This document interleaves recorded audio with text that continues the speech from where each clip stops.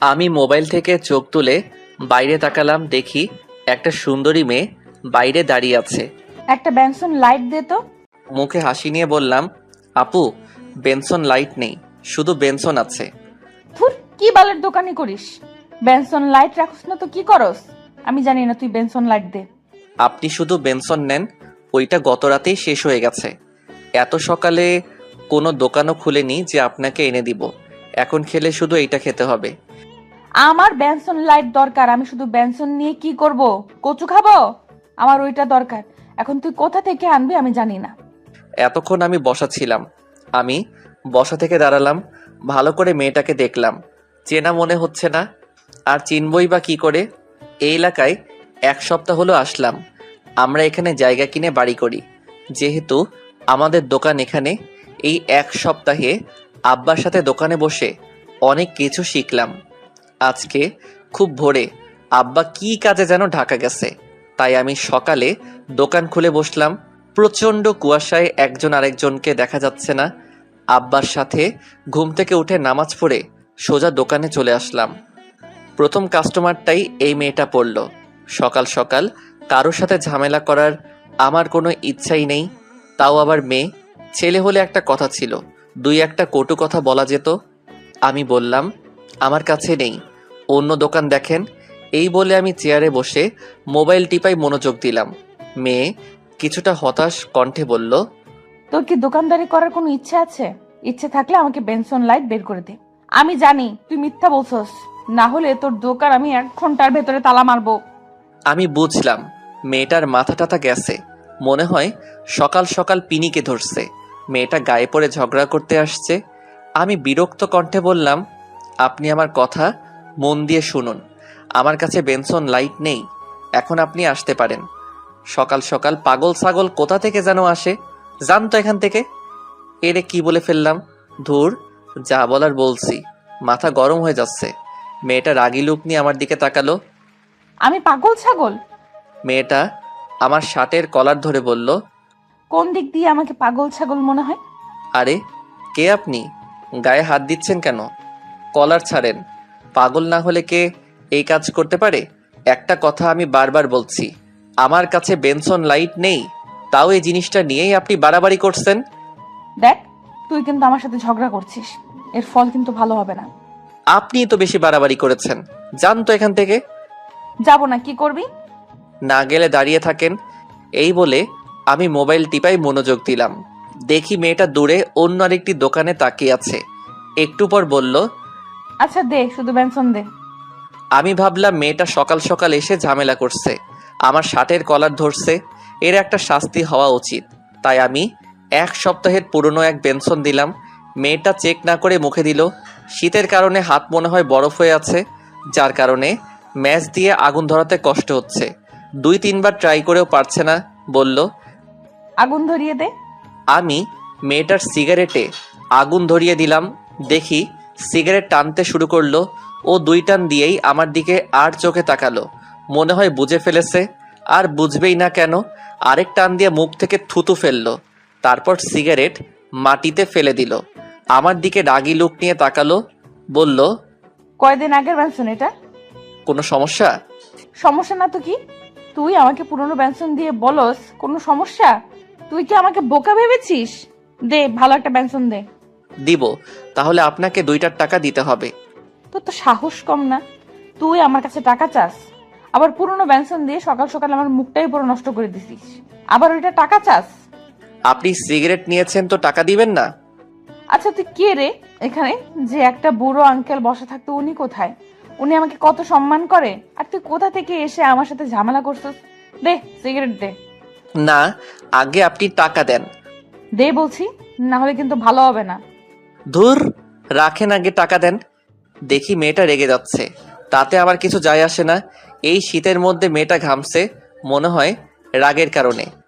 দাঁড়া, তোকে টাকা দিচ্ছি, একটু পর তুই বেনসন দিবি, আর কত কি দিবি? বলেই মেয়েটা মোবাইল বের করলো। দেখে আরেকজন লোক আসলো। লোকটিকে আমি চিনি, অনেক সময় দেখে আব্বার সাথে কথা বলে। ওনাকে দেখে আমার একটু জোর বাড়লো। ওনার নাম মাসুদ। মাসুদ ভাই বলল, কি আফিয়া, কোনো সমস্যা? তাহলে মেয়েটির নাম আফিয়া।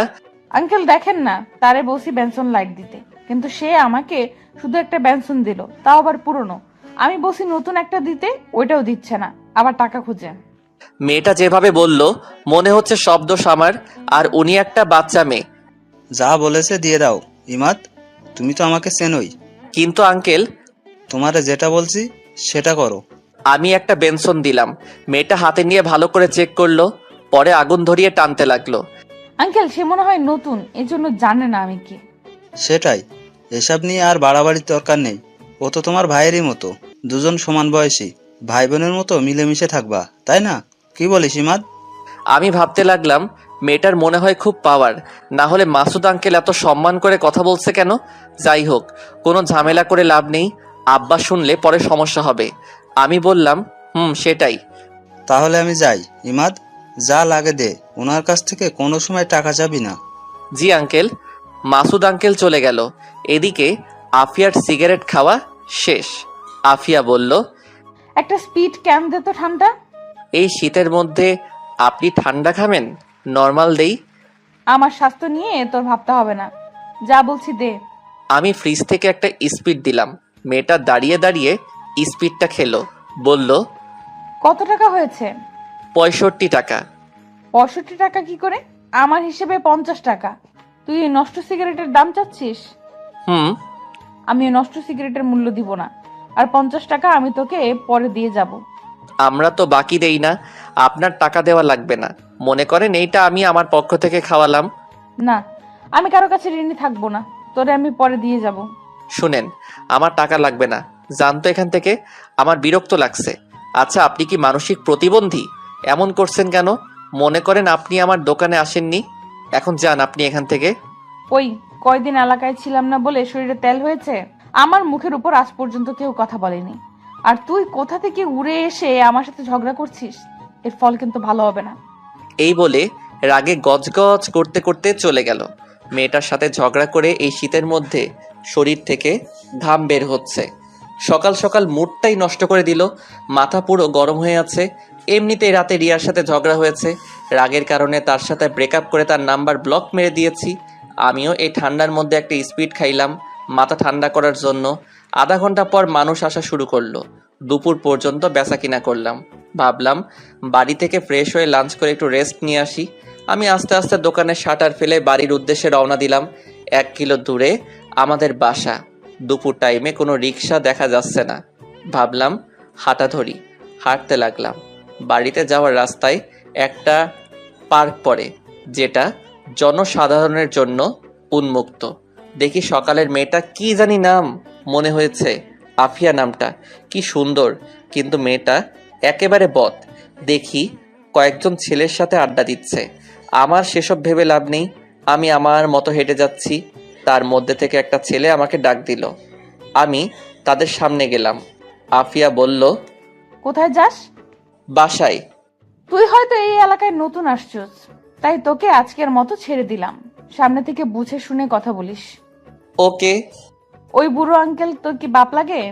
হুম। উনি কত ভালো মানুষ, আর তুই একটা বদের হাড্ডি। আমি যেমন হই তাতে আপনার কি? আমার কিছু না, পরবর্তী সময় সাবধান থাকবি, না হলে এই শরীর আর পৃথিবীতে থাকবে না। আচ্ছা, দেখা যাবে। আমি সেখান থেকে চলে আসলাম। বাড়িতে এসে গোসল করলাম। মা ভাত দিল। আমি মাকে বললাম, মা, আব্বা কখন আসবে? আস্তে আস্তে রাত হবে, আজকে তুই দোকান চালা, রাতে একটু আগে এসে পড়িস। বেশি রাত হলে যদি রিক্সা না পাস। আচ্ছা।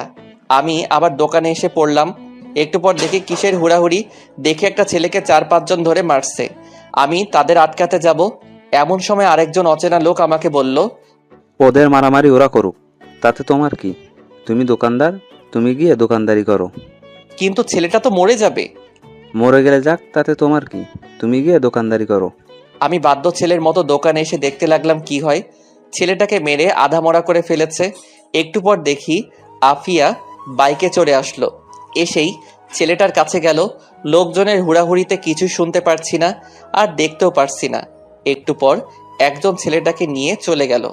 সবাই আস্তে আস্তে চলে গেল। আমি দোকানে বেচাকিনা করতে লাগলাম। একটু পর দেখি আফিয়া আসলো। বলল, একটা বেনসন লাইট দে।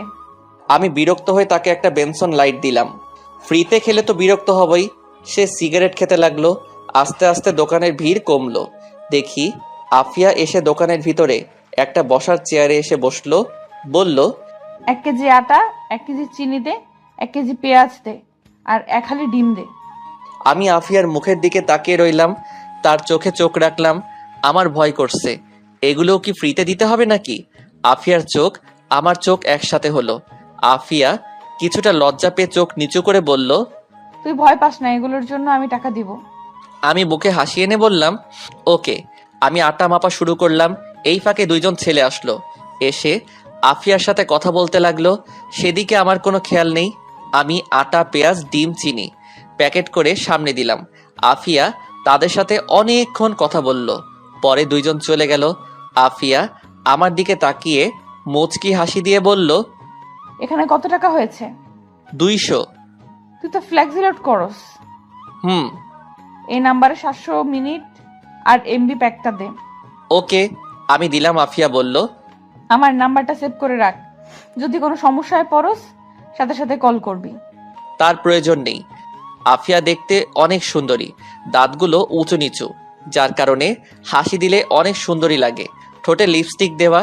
নারী হিসেবে দেখলে 100-তে 1 জন, কিন্তু সে থাকে ছেলেদের মতো জিন্সের প্যান্ট শার্ট, শীতের মধ্যে একটা শীতের কাপড়, পায়ে শো জুতা।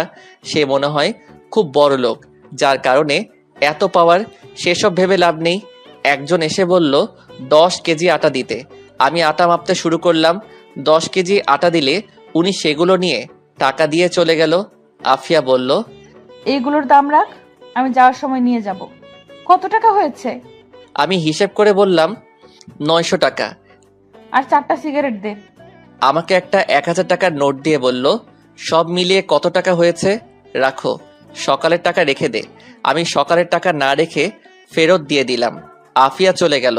আমি তার যাওয়ার রাস্তার দিকে তাকিয়ে রইলাম। মাসুদ আঙ্কেল যেহেতু বলছে ও আমার বয়সী, তাহলে আমার বয়স 23 আর ওর বয়স এমনই। এই বয়সে মেয়েরা কি সুন্দর স্বামীর সাথে ঘর সংসার করে, আর ওর কি অবস্থা? নিশ্চয়ই এর পিছনে একটা কারণ আছে। সেই কারণটাই আমার জানতে হবে। এর মধ্যে দেখি মোবাইলে কল আসলো। নাম্বার চিনি না।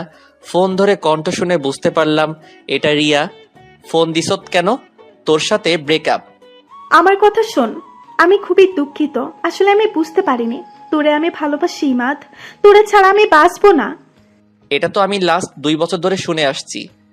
সত্যি বলছি। আমি তোরে পরে ফোন দিচ্ছি, এখন দোকানে আসি। আচ্ছা, ফোন দিস মনে করে। আমি একাধারে রাত 10টা পর্যন্ত বেচা কিনা করলাম, কিন্তু মানুষ আসছেই। ভাবলাম চলে যাই, না হলে রিক্সা পাবো না। কিন্তু না, দোকান বন্ধ করতে করতে 11টা বেজে গেল। আমি দেখি আফিয়ার প্যাকেট পড়ে রইল। সে এখনো আসেনি। ধুর, না আসলে নাই, এমনিতেই দেরি হয়ে যাচ্ছে। সারাদিনের বেচার টাকার সাথে নিলাম একা যাওয়ার রিস্ক। রিক্সা না পেলে দোকানেই রাত কাটাতে হবে। আশেপাশে তাকিয়ে দেখি কোনো রিক্সা নেই। মা অলরেডি 3বার ফোন দিয়ে ফেলেছে। এমন সময় দেখি আফিয়া কোথা থেকে জানি আসলো দৌড়ে। বলল, দে আমার প্যাকেট দে। আমি প্যাকেট দিলাম। আফিয়া বলল, কোনো রিক্সাই দেখছি না, কি করে বাড়ি যাব? আপনার না কত ছেলে পেলে আছে, ওদের বলেন আপনাকে নিয়ে যেতে। এটা বলাতে আফিয়া আমার দিকে তাকালো, কিন্তু কিছু বলল না। দোকানের সামনে অনেকক্ষণ দাঁড়িয়ে রইলাম, কোনো রিক্সায় আসছে না। প্রচুর কুয়াশা পড়ছে। খেয়াল করলাম আফিয়ার শরীরে তেমন শীতের কাপড় নেই, শুধু পাতলা একটা গেঞ্জি শার্টের উপরে। ও যে শীতে কাঁপছে এটা আমি ভালো করেই বুঝতে পারছি। আমার গায়ে একটা লেদার আছে আর একটা শীতের চাদর। ভাবলাম চাদরটা দেই, কিন্তু যেই অ্যাটিচিউড দেয় নাকি সন্দেহ। আর না নিলে আমার কি, শীতে কাঁপছে সে, আমার কি? আমি বললাম, প্রচুর শীত পড়ছে, এই চাদরটা নিন। তোর তো সাহস কম না, তুই আমার শরীরের দিকে নজর দিয়েছিস।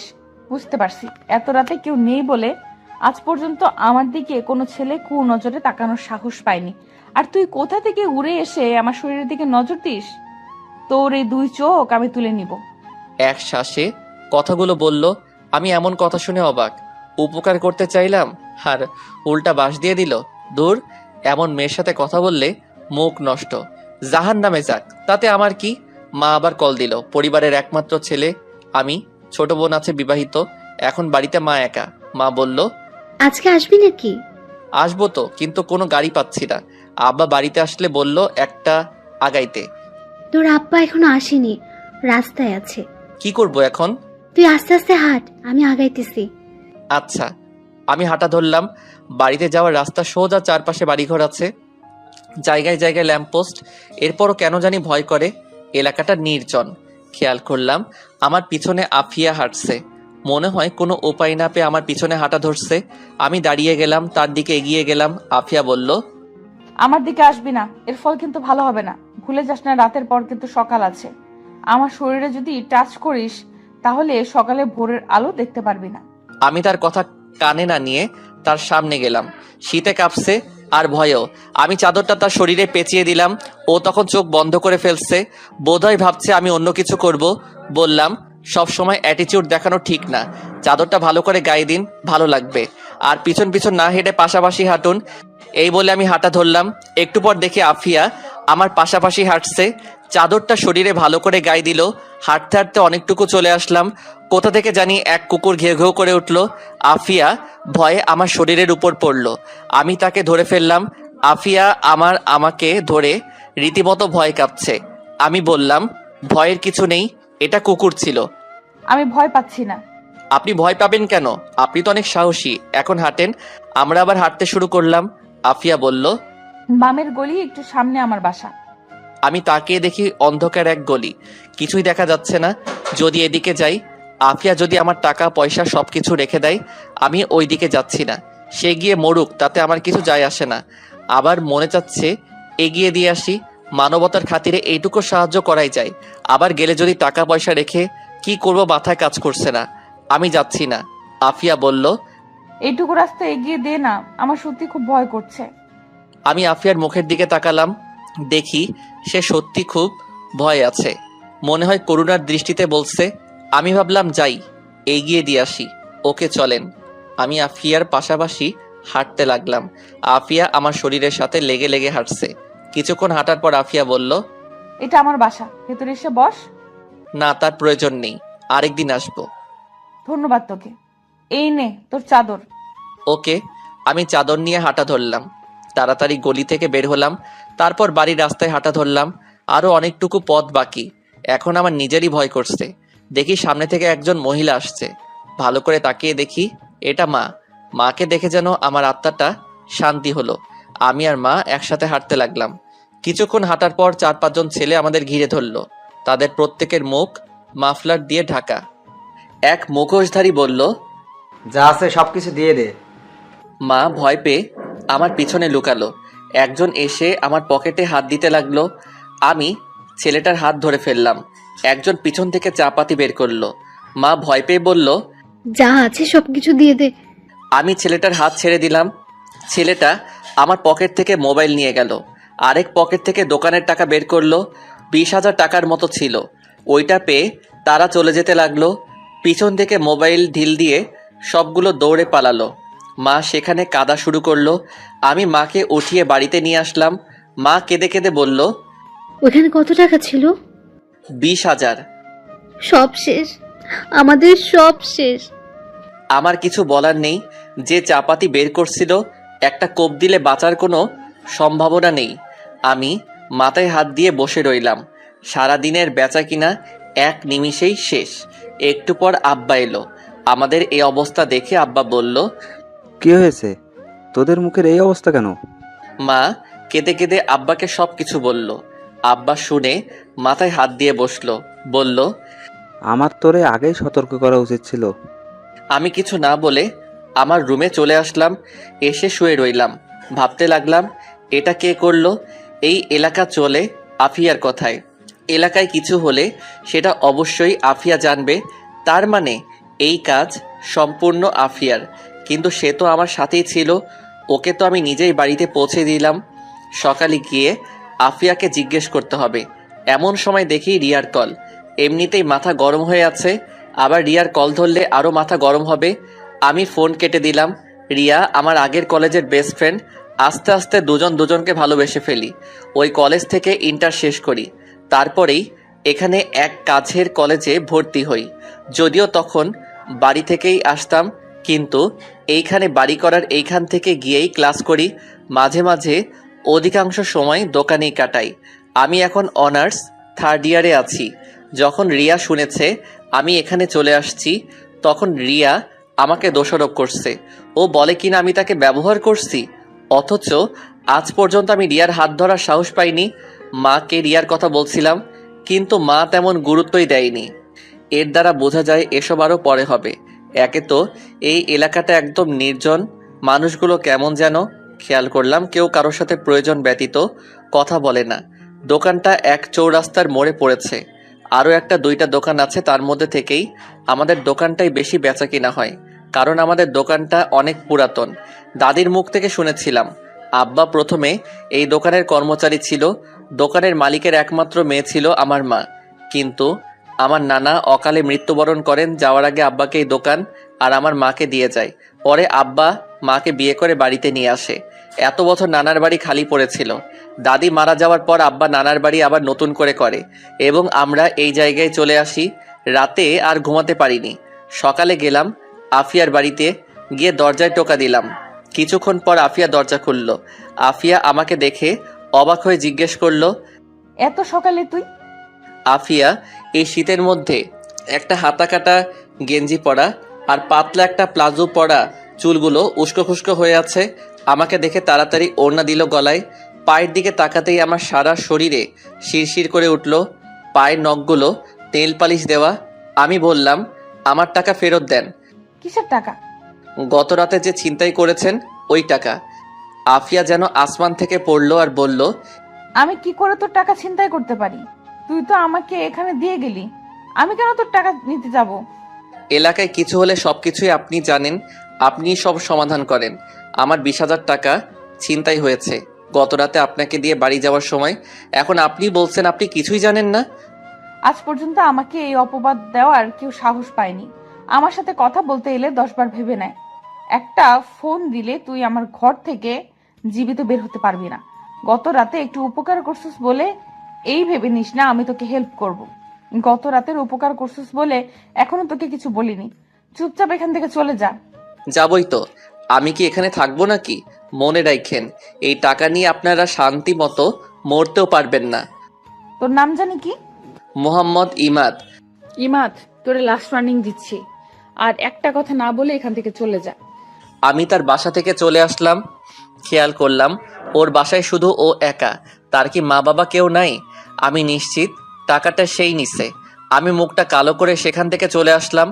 বাড়িতে এসে নাস্তা করে গিয়ে দোকান খুললাম। আব্বা গতকাল সারাদিন অনেক কাজে ব্যস্ত ছিল। পরে আবার রাতে এই খবর শুনে আব্বার অবস্থা ভালো না, তাই আমাকে বলছে দোকান খুলতে, বোনটারে বলছে বাড়িতে আসতে। আমি দুপুর পর্যন্ত দোকানে বসে বাড়িতে আসলাম। আব্বা গিয়ে দোকান খুলল। আমি বিকালের দিকে দোকানে গেলাম। সন্ধ্যার কিছুক্ষণ পর আব্বা বাড়িতে চলে গেল। আমাকে বলল আগেই বাড়ি চলে যেতে। আমি 9টা পর্যন্ত দোকানে বসে আস্তে আস্তে দোকান গুছাইতে শুরু করলাম। কেন জানি মনে হলো রিয়াকে কল দেই। আমি কল দিলাম, কল ধরলো। কেমন আছো? ভালো, তুমি? কি বলবা বলো। আমার ভালো লাগে না কিছু, আমি তোর বাড়িতে চলে আসবো। পাগল নাকি? এখানে আসলে কি লাভ হবে? আমি কিছু জানি না, আমি আসতেছি। দেখো পাগলামি করিস না, এখানে জায়গাটা ভালো না, এখানে আসিস না। আসবো না তো কি করব? অলরেডি আমাকে দেখতে আসছে, আমি এখানে কোনোভাবেই থাকবো না। এখন আমি কি করব? মারে তোর কথা বলছিলাম, কিন্তু মা কোনো পাত্তাই দিচ্ছে না। বলছে এখন এগুলো কিছু হবে না, আরো পরে। পরে পরে করতে করতে আমার তো বিয়ে হয়ে যাবে। তুই কি আমাকে সত্যি ভালোবাসোস? দেখি আফিয়া এসে দোকানে দাঁড়ালো। ভালোবাসি। তাহলে তোর ভেতরে কোনো ফিলিংস নাই কেন? আমি যে তোর জীবন থেকে চলে যাচ্ছি সেটা তোর খেয়াল আছে? আছে। তাহলে আগামীকালের মধ্যে কিছু একটা কর। আচ্ছা দেখি। আমি ফোন কেটে আফিয়াকে বললাম, আপনি আমার দোকানে আইসেন না, আপনাকে দেখলে আমার রাগ উঠে। তুই বেশি বেড়ে গেছস। তোরে কিছু উত্তম মাধ্যম না দিলে শান্ত হবি না। দাঁড়া, এখনই ফোন করছি। চোরের মুখে বড় গলা। কি? তুই আবার বল, তোর সাহস এত বেড়ে গেছে? ফোন দিব? দেখেন আমি কাউকে ভয় পাই না। এখন আপনার যেটা মনে চাই করেন, আর নেক্সট টাইম আমার দোকানের আশেপাশে আসবেন না। ওকে, দেখা যাবে। আমি দোকান বন্ধ করে রিক্সা দিয়ে বাড়ি চলে আসলাম। পরদিন খুব সকালে গিয়ে দোকান খুললাম। সকালে আবার দেখি আফিয়া আসলো। মেজাজটাই খারাপ হয়ে গেল। আফিয়া এসে বলল, একটা সিগারেট দে। কি বেহায়া মেয়ে রে বাবা, লজ্জা শরম বলতে কিছু নেই। বললাম আস্তে আস্তে কথাগুলো। আফিয়া দেখি শুনেও না শোনার ভান করছে। আফিয়া ঠোঁটে গাঢ় লিপস্টিক দেওয়া। এত সকালে আফিয়া কোথায় যায়? জগিং করতে? কিন্তু সে তো অত মোটাও না, যেখানে মনে চায় সেখানে যাক। আমি আফিয়ার মুখের দিকে তাকালাম এবং তার চোখে চোখ রাখলাম। সেও আমার চোখে চোখ রাখলো, কিন্তু সে বেশিক্ষণ আমার চোখে চোখ রাখতে পারল না। চোখ অন্যদিকে ঘুরিয়ে মুখটা ভেঙচি কেটে বলল, সিগারেট দিবি নাকি যাব? এই নেন। আফিয়া সিগারেট ধরিয়ে দোকানের ভিতরে বসলো। আমি সিগারেটের ধোঁয়ায় নাক মুখ মাফলার দিয়ে ঢেকে ফেললাম। আমার অবস্থা দেখে মুখে একটা ভেঙচি কাটলো। আমি বললাম, আচ্ছা, কে টাকা নিয়েছে বের করতে পারবেন? বের করতাম, কিন্তু তুই এসে সরাসরি আমাকে দোষারোপ করছিস। ও, তুই সেই টাকার আশা ছেড়ে দে। কেন? এই টাকা যদি জানতে পারি কে নিয়েছে তাহলে আমি সরাসরি থানায় মামলা করব। এই এলাকায় কোনো পুলিশের পাওয়ার নেই। এই এলাকা চলে আমার কথায়, আর এলাকার মেম্বার চেয়ারম্যান আমার পায়ের নিচে। তাই নাকি? তোর বিশ্বাস হয় না? না, আমার কাছে আপনি একটা দুর্বল নারী, যার আছে অনেক স্বপ্ন। চুপ। এই বিষয়ে তোরে কে বলছে কথা বলতে? আচ্ছা, আপনাকে একটা প্রশ্ন করি। কর। আপনার মা বাবা নেই? এমন প্রশ্ন করাতে আফিয়ার মুখটা মুহূর্তে কালো হয়ে গেল। মুখে হাসি এনে বলল, না। কিন্তু মুখের হাসিটা কান্নার চেয়ে করুণ দেখালো। পরক্ষণে খেয়াল করলাম আফিয়ার চোখে পানি। অনেক কষ্টে কান্না আটকাতে চেষ্টা করলো, কিন্তু আটকাতে পারলো না। চোখ দিয়ে অঝরে পানি পড়ছে।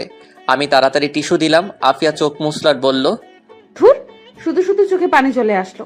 যাই হোক, আজকে দুপুরে তোর দাওয়াত আমার বাড়ি। কি? আমাকে? কেন? এমনি। এটা ভালো লক্ষণ নাই, আমি যাচ্ছি না। ওকে, তোর ইচ্ছা। আরো অনেক ছেলে পেলে যাবে, তাই তোকেও বললাম। আচ্ছা, আব্বারে পাঠিয়ে দিব। ওকে, আচ্ছা আমি যাই। আপনাকে কে বলছে এখানে বসতে? আফিয়া মুখটা ভেঙচি দিয়ে চলে গেল। আমি ভাবলাম টাকা তো দিল না, পরে রেখে দিব। আফিয়ার বুকে অনেক জমানো কষ্ট লুকিয়ে আছে। সেসব দেখে আমার কি? ও একটা বখাটে মেয়ে, কত ছেলের সাথে শুয়েছে কে জানে। যত সব ফালতু মেয়ে। পরক্ষণে রিয়ার কথা মনে পড়ল। আজকেই মার সাথে কথা বলতে হবে। রিয়াকে আমি হারাতে পারবো না। ওকে আমি সত্যিই অনেক ভালোবাসি। এখন মার সাথে কথা বলে আজকে একটা সিদ্ধান্ত নিতে হবে। কিছুক্ষণ পর আব্বা আসলো। আমি বাড়ি চলে আসতে লাগলাম। ওই পার্কের একটা বেঞ্চে গিয়ে বসলাম। রিয়াকে কল করলাম।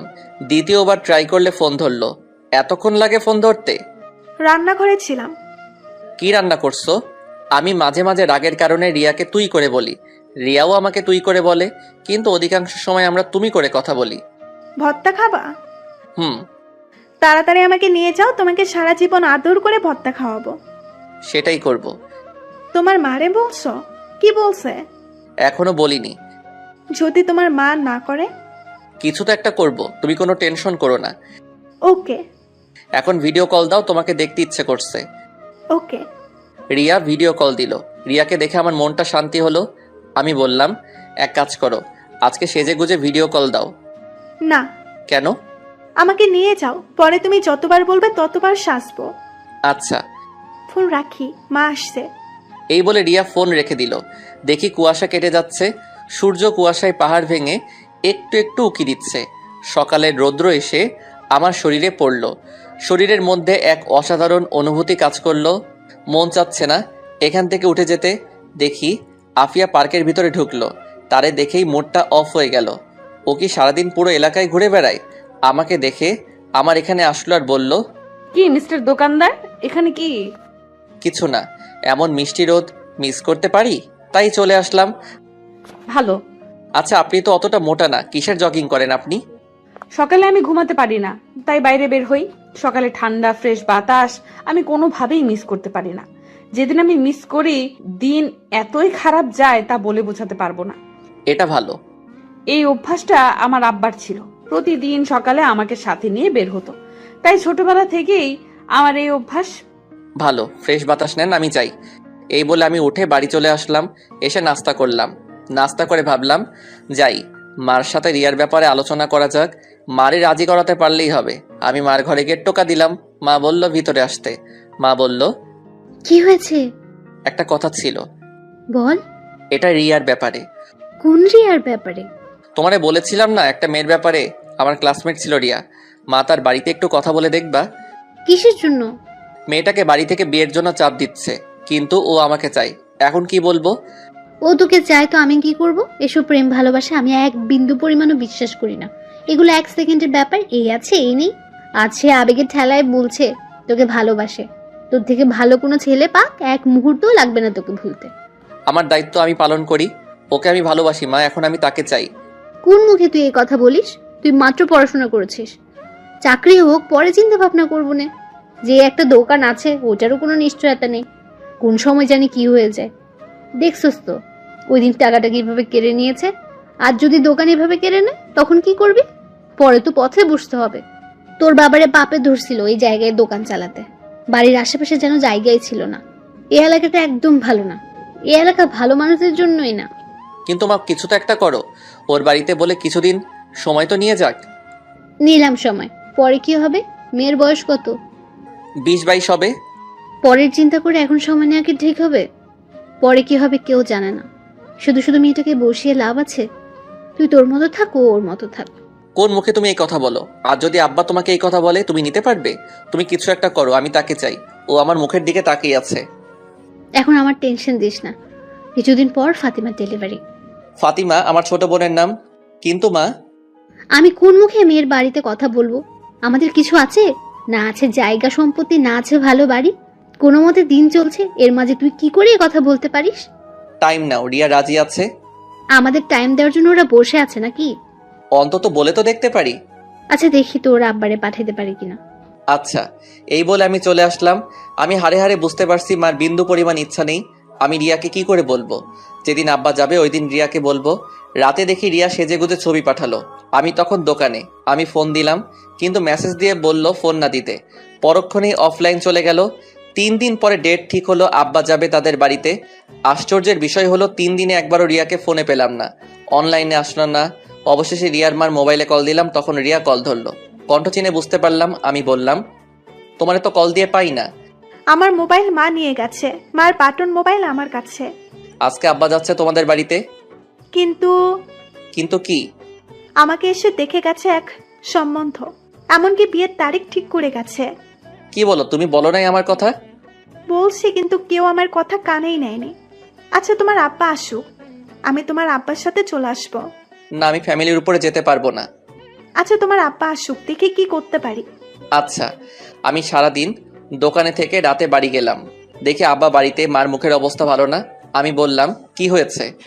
আমি কত করে বলেছিলাম এখন ওগুলোর প্রয়োজন নেই। তোর আব্বা সেখানে গিয়ে অপমানিত হয়ে এসেছে।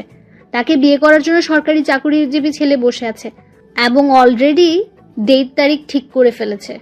মেয়েটা আমার সাথে চলে আসতে চাইছিল, কিন্তু আমি অনেক কষ্টে বুঝিয়ে রেখে আসছি।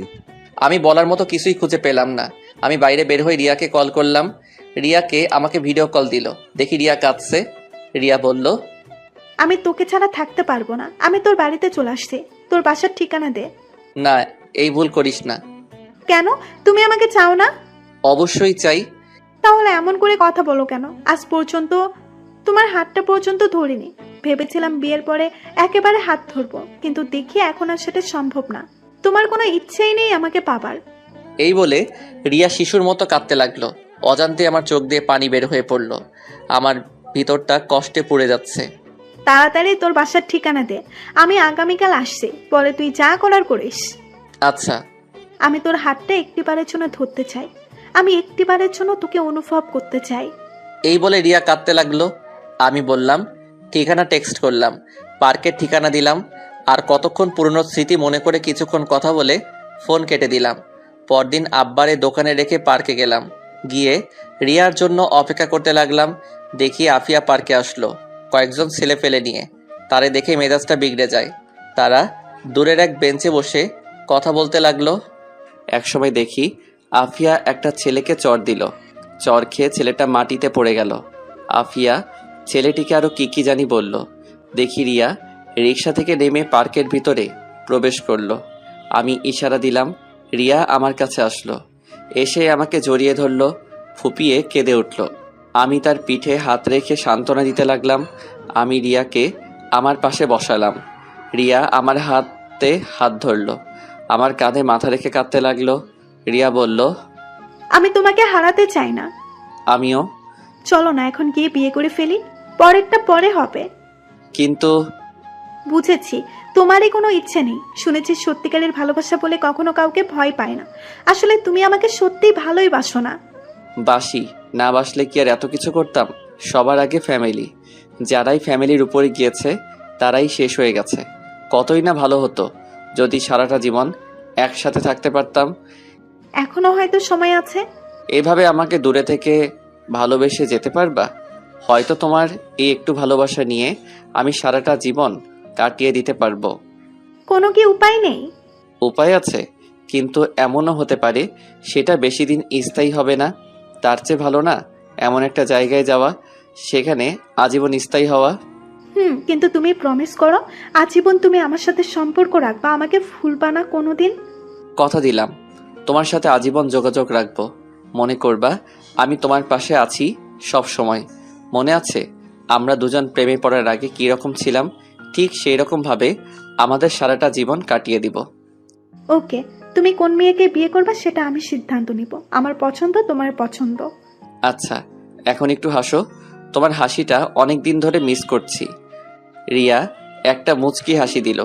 দূর থেকে যতই বলতাম রিয়া আমাকে দোষারোপ করত আর কোনো অঘটন ঘটিয়ে ফেলতো। কাছ থেকে বুঝিয়ে বলাতে ও কী রকম মেনে নিল। এমন নয় যে আমি রিয়াকে ভালোবাসি না। ধরলাম আমি রিয়াকে বিয়ে করলাম তার ফ্যামিলিকে না জানিয়ে। এক্ষেত্রে রিয়ার কোনো অস্তিত্ব থাকবে না। কোনোদিন শখ করেও নিজের বাপের বাড়ির নাম বলতে পারবে না। যার কোনো অস্তিত্বই নেই তার আবার কিসের স্বপ্ন সুখ?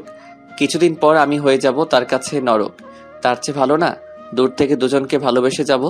আমাদের এরকম মিশিয়ে বসাতে আফিয়া প্রশ্নবোধক মুখ নিয়ে আমাদের কাছে আসলো, বলল, কি মিস্টার দোকানদার, গার্লফ্রেন্ড নাকি? হুম। কিন্তু তোমরা এইভাবে মিশিয়ে বসে আছো কেন? এটা তো পাবলিক প্লেস। আসলে আপু, কিছুদিন বাদে আমার বিয়ে। দুর্ভাগ্যবশত আমার বিয়েটা ইমাদের সাথে হচ্ছে না, তাই ইমাদকে লাস্ট বিদায় জানাতে এসেছি। ভালো, তোমরা দুজন একটু ভিন্ন টাইপের। আপু কিরকম? আমি যতটুকু জানি কোনো ছেলের গার্লফ্রেন্ডের বিবাহ হলে তাদের বিচ্ছেদের সময় একজন আরেকজনকে গালাগালি, মারামারি, হ্যানত্যান কত কিছু, এমনকি একজন আরেকজনকে খুনও করে ফেলে। আর তোমরা দুজন কি সুন্দর হাসি মুখে দুজন দুজনকে বিদায় দিচ্ছ। হয়তো এর মধ্যে কোনো কল্যাণ আছে। জি আপু। আসলে কি জানো, ভালোবাসার মানুষটিকে বিয়ে না করাই শ্রেয়। কারণ বিয়ে করলে মানুষটি থেকে যায় কিন্তু ভালোবাসাটা আর থাকে না। কিন্তু আমি ইমাদকে ভালোবাসি। বিয়ের পর ওকে আমি দূর থেকে ভালোবেসে যাব। সেটাই ভালো, তোমরা থাকো, আমি যাই। আফিয়া চলে গেল। আমি বললাম, চলো মার সাথে দেখা করে যাবে। চলো। আমি রিয়াকে বাসায় এনে মার সাথে পরিচয় করিয়ে দিলাম। কি আজব, মার সাথে সেকেন্ডের মধ্যে মিশুক হয়ে গেল। কি কথা লাগিয়ে দিল। যাওয়ার সময় রিয়া মার কাছে দোয়া চাইল। পরে দোকানে নিয়ে আসলাম। আব্বার কাছ থেকে বিদায় নিয়ে দোয়া চাইল। পরে বাস স্টেশনে নিয়ে গেলাম। শেষমেশ বিদায়ে রিয়া কেঁদে দিল, আমাকে জড়িয়ে ধরে রাখলো। বাসে উঠিয়ে দিয়ে দোকানে চলে আসলাম। ইচ্ছা করে রিয়ার বিয়ের তারিখটা জানি নাই, কারণ ওই দিনটায় কষ্ট হতো বেশি। এখন মনে হবে রিয়া এখনো আমার জন্য ওয়েট করছে। কষ্ট দূর করার জন্য যতটা সম্ভব রিয়াকে ভুলে থাকাই ভালো। দোকানে আসলে আব্বা বাড়ি চলে গেল। সন্ধ্যা ছুঁই ছুঁই। সন্ধ্যার সময় দেখি কুয়াশা পড়া শুরু করছে। তাড়াতাড়ি বাড়ি চলে যাই। এভাবে অনেক দিন চলে গেল। বিয়ের 1 সপ্তাহ পর রিয়া তার স্বামীর সাথে আমার পরিচয় করিয়ে দিল। তার স্বামীও খুব মিশুক। অল্প কথাতেই দুজন বন্ধুর মতো হয়ে গেলাম। মাঝে মাঝে আমাকে ফোন দিয়ে রিয়া কি পছন্দ করে কি অপছন্দ করে এটা সেটা জিজ্ঞেস করে। মানে তাদের সংসার ভালোই চলছিল। এটা দেখে আমি খুব খুশি, কিন্তু আমার মনের ভিতর একটা চিনচিন কষ্ট ভারী দেয়, কারণ রিয়াকে নিজের মতো করে পেলাম না। হয়তো রিয়া সেটা আমার চোখে দেখতে পায়। দেখলে আর কি লাভ। ভাবলাম রিয়ার সাথে আর কোনো সম্পর্ক রাখা যাবে না। তার সাথে কথা বললেই পুরনো স্মৃতি মনে হয়। তখন ভিতর থেকে চাপা কান্না চলে আসে। আস্তে আস্তে রিয়ার কল ইগনোর করতে লাগলাম। এভাবে মাসখানেক চলে গেল। দোকানের মধ্যে এখন আমি বেশি সময় থাকি, কারণ আব্বা বছরখানেক আগে স্ট্রোক করেছিল, যার কারণে বেশি প্রেশার নিতে দেই না। এই 1 মাসের মধ্যে আব্বা পুরো দোকান আমাকে বুঝিয়ে দিয়ে দিল। ভালোই চলছিল দিনকাল। একদিন রাতে ঠিক করলাম রাতে দোকানে কাটিয়ে দিব, কারণ দেরি হয়ে গিয়েছিল। পৌষ মাসের শীত মাত্র পড়েছে, বাইরে কুয়াশা ছাড়া কিছুই নেই। দোকান পরিষ্কার করতেছিলাম, এমন সময় দেখি আফিয়া কোথা থেকে জানি দৌড়ে আসলো। বলল, 1 কেজি তেল দে, আর মুখে দেওয়ার জন্য ভালো ক্রিম দে, আর একটা সুই দে, 1 প্যাকেট নুডলস। রাতে সুই দিতে পারবো না। দে দে। আরও কয়েকটা জিনিসের নাম বলল। আজকে সিগারেট চাচ্ছে না। আমি বললাম, সিগারেট দিব না। না রে, ঠান্ডা লাগছে। ও। আমি আস্তে আস্তে সবগুলো জিনিস দিলাম আর বলল, কত টাকা হয়েছে? 950 টাকা। আফিয়া আমাকে একটা 1000 টাকার নোট দিল। টাকাটা হাতে নিয়ে আমি টাকার কোড নাম্বারের দিকে তাকালাম। আমি সবসময় কারো কাছ থেকে বড় টাকার নোট পেলে অথবা দিলে আমি কোড নাম্বারটা দেখে নিই, যাতে উনি অস্বীকার করতে না পারে অথবা জাল বলে ঝামেলায় ফেলতে না পারে। ওই দিন আফিয়া একটা 1000 টাকা নোট দিয়েছিল। ওই দিন আমি কোডটা ভালো করে দেখেছিলাম, কারণ আফিয়া এমনিতেই তেরা টাইপের মেয়ে। কিন্তু খেয়াল করে দেখলাম ওই দিন যে টাকা দিয়েছিল সেই টাকার লাস্টের কোড আর আজকের টাকার লাস্টের কোড এক। ওই দিন টাকা ছিনতাই হয়ে গিয়েছিল, সেই ছিনতাই করা টাকার মধ্যে আফিয়ার দেওয়া ওই টাকাটা ছিল। দুর্ভাগ্যবশত আফিয়া আজকে আমাকে এই টাকাটা এনে দিল। তার মানে ওই দিন ছিনতাইটা আফিয়া করছিল, হয়তো সে করেনি, অন্য কাউকে দিয়ে করিয়েছে। মহান আল্লাহর কি লীলা খেলা। আফিয়া বলল, কে তো দেখছিস, আমাকে বিদায় কর, বাসায় যেতে হবে। বাসায় তো যাবেন, তার আগে আমার কিছু প্রশ্নের উত্তর দিন। তাড়াতাড়ি বল। চেয়ারে বসেন, দরকার হলে আমি এগিয়ে দিয়ে আসব। আফিয়া চেয়ারে বসলো। আমি বললাম, মনে আছে মাসখানেক আগে বলছিলাম আমার 20,000 টাকা ছিনতাই হয়ে গিয়েছিল? মনে আছে। এর আগের দিন রাতে আপনি আমার কাছ থেকে কিছু টাকার মাল কিনেছিলেন। আপনি যে 1000 টাকার নোট দিয়েছিলেন ওই টাকাটা ছিনতাই হওয়া টাকার মধ্যে ছিল।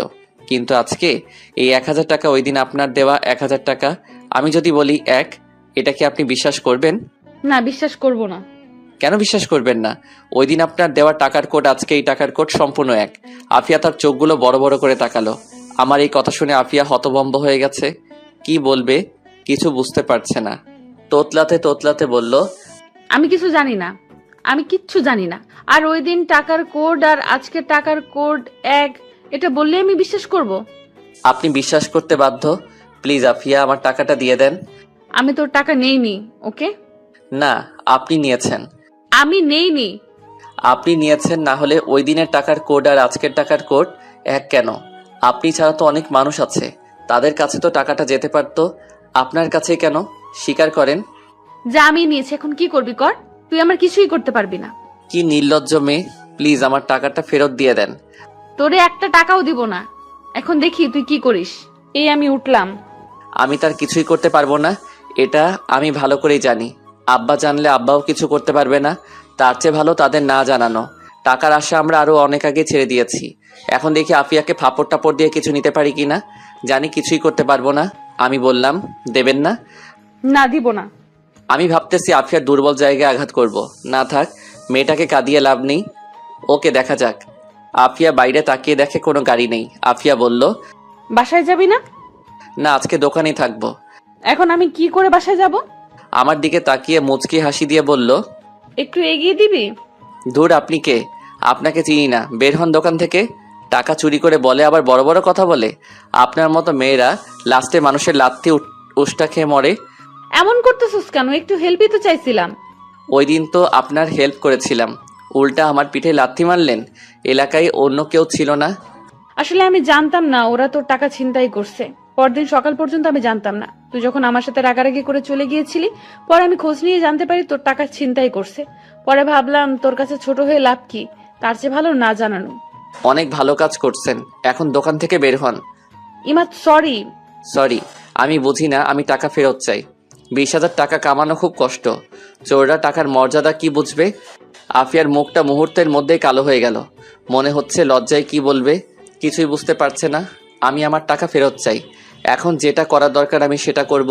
খেয়াল করলাম আফিয়ার চোখের কোণে পানি জমে গেছে। ধূপ করে চেয়ারে বসে পড়ল, হাত দিয়ে মুখ থেকে ফেললো। কিছুক্ষণ পর আফিয়া তার মোবাইল দিয়ে বলল, এই নে তোর টাকা, এখন প্লিজ আমাকে বাসায় এগিয়ে দে। মনে থাকলে আর জীবনেও তোর দোকানে মুখ দেখাবো না। টাকা ছিনতাই করে আবার অভিমান দেখায়, তাতে আমার কি? আমি অফিসার হাত থেকে মোবাইল নিলাম। মোবাইল দেখে iPhone 12। মোবাইল দেখে আমি অবাক, আফিয়া iPhone 12 চালায়, এটা যেন আমি বিশ্বাস করতে পারতেছি না। চালাইতে পারে, পাবলিকের টাকা মেরে মেরে খায়। যাই হোক, 20,000 টাকার বেশি উঠে যাবে, সেটা আপনার ইচ্ছা। এখন আমাকে বাসায় দিয়ে আয় পারবো না। প্লিজ। ওকে। আমি দোকান তালা মেরে বের হলাম। আফিয়া আমার সাথে ঘেঁষে ঘেঁষে হাঁটছে, মনে হয় ভয় পাচ্ছে। আফিয়ার শরীর থেকে মিষ্টি একটা গন্ধ ভেসে আসছে। কিছুক্ষণ হাঁটার পর আফিয়ার বাড়িতে পৌঁছালাম। আফিয়া বলল, ভেতরে এসে বস। না থাক, আমি যাই। ভেতরে আয়। আফিয়ার জোড়াজুড়িতে ভিতরে ঢুকলাম, গিয়ে সোফায় বসলাম। বাড়িটা তেমন বড় না, একতলা ছাদ, রুম 3টা। রুমগুলো আসবাবপত্র দিয়ে ভরপুর, অনেক সুন্দর করে সাজানো ঘরটা। কিছুক্ষণ বসে রইলাম, খেয়াল করলাম আফিয়া রান্না করে যেন কি করছে, খাওয়ার জন্য কিছু তৈরি করছে। খিদাও লাগছে। কিছুক্ষণ পর আফিয়া নুডলস রান্না করে নিয়ে আসলো, আমার সামনে দিয়ে বলল, নে খা। খাবো না। আরে খা, আমার সাথে তোর ঝামেলা মিটমাট, এখন তাড়াতাড়ি খেয়ে নে। ওকে। আমি নুডলস খাওয়া শুরু করলাম। মুখে দিয়ে আমি যেন আকাশ থেকে পড়লাম। এত স্বাদ, এত স্বাদ কি করে হতে পারে? আমার খাওয়া সব থেকে বেস্ট নুডলস। আমি 1 প্লেট খেয়ে আরেকটু নিলাম। নুডলসকে পানি খেলাম, ভাবলাম একটু প্রশংসা করি। আমি বললাম, এত স্বাদের নুডলস আমি জীবনেও খাইনি। সত্যি এটা অনেক ভালো ছিল। সত্যি? আজ অনেক দিন পর আমি একজনকে নিজ হাতে রান্না করে খাওয়ালাম। তাহলে উঠি, এখন আমাকে এগিয়ে দিবে কে? আমি। পরে আমাকে এগিয়ে দিবে কে? এই বলে হাসতে লাগলো। আমি বললাম, তাহলে যাই। সাবধানে যাইস। আমি হাঁটা ধরলাম। আস্তে আস্তে হাঁটতে হাঁটতে দোকানে চলে আসলাম। এসে দোকান বন্ধ করে ভিতরে পিছনে খাট আছে, ওইটাই মাঝে মাঝে থাকি, সেখানে শুয়ে পড়লাম। অনলাইনে আফিয়ার মোবাইল বিক্রি করে দিলাম 50,000 টাকা। বলছে পরদিন টাকা দিয়ে মোবাইল নিয়ে যাবে, বাকি 30,000 টাকা আফিয়াকে ফেরত দিয়ে দিব। সকালে খেয়াল করলাম কে জানি দোকানের শাটারে আওয়াজ করছে। এই শীতের মধ্যে উঠতে একটু ভালো লাগছে না। আমি শীতের কাপড় পরে শাটার উপরে উঠাইলাম। দেখি আফিয়া, দেখি এখনো তেমন একটা আলো ফোটেনি। আমি বললাম, এত সকালে কি? দোকান আরো পরে খুলবো। ওকে, আমাকে একটা সিগারেট দে। আপনার না ঠান্ডা লাগছে? একটু খেয়ে ফেলে দিব। ওকে। আমি একটা বেনসন লাইট দিলাম, বললাম, এখন যান, আমি আর একটু পরে দোকান খুলবো। না, এখন বের হ, আমার সাথে জগিং করবি। আমার এত ঠেকা পড়ছে না, আপনার মনে চাইলে আপনি যান। না, তুই আমার সাথে যাবি। না, যাব না। না, তুই যাবি। এই বলে আমাকে আফিয়া শার্টের কলার ধরে দোকান থেকে বের করলো। বলল, দোকান তালা মার। আমি দোকান তালা মেরে আফিয়ার পাশাপাশি হাঁটতে লাগলাম। আফিয়া সিগারেট ফেলে দিল, বলল, তুই সিগারেট খাস না? না। ভালো। আফিয়া হাঁটতে হাঁটতে নদীর পাড়ে নিয়ে আসলো। কুয়াশার কারণে কিছু দেখা যাচ্ছে না। আমি বললাম, এত শীতের মাঝে কি জন্য নিয়ে আসলেন? কি আরামের ঘুমের মধ্যে ছিলাম। আমার আজান দেওয়ার আগেই ঘুম ভেঙে যায়, পরে আর ঘুম ধরে না, তাই বাইরে চলে আসি। আপনার জগিং করার কি দরকার? আপনার তো স্লিম ফিগার, মানে একদম পারফেক্ট। থুর, তুই যে কি বলিস, চল ওই দিকটা যাই। চলেন। আমি আর আফিয়া কিছুক্ষণ হাঁটাহাঁটি করে দোকানে চলে আসলাম। আফিয়া বাড়িতে চলে গেল। আমি দোকান খুলে বসলাম। কিছুক্ষণ পর আব্বা আসলো।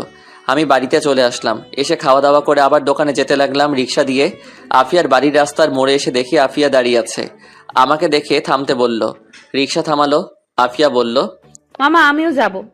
আরে আপনি কি করে উঠবেন? ভাই, আপনি অন্য রিক্সা নিয়ে চলে যান, আপা যেখানে যাবে আমি দিয়ে আসি। আরে কি বলেন, আমাকে দোকানে নিয়ে আসেন। আফিয়া হেসে বলল, অসুবিধা নেই, আমরা শেয়ার করে বসছি। আরে না, আপনি যান, আমি অন্য রিক্সা দিয়ে আসছি। চুপচাপ বস, আমার হাত ধর। এই বলে আফিয়া তার হাত বাড়ালো। আমি অনিচ্ছা সত্ত্বেও আফিয়ার হাত ধরে টান দিয়ে আমার পাশে বসালাম। আমাদের দুজনকে এভাবে দেখে মানুষ আর চোখে তাকাতে লাগলো।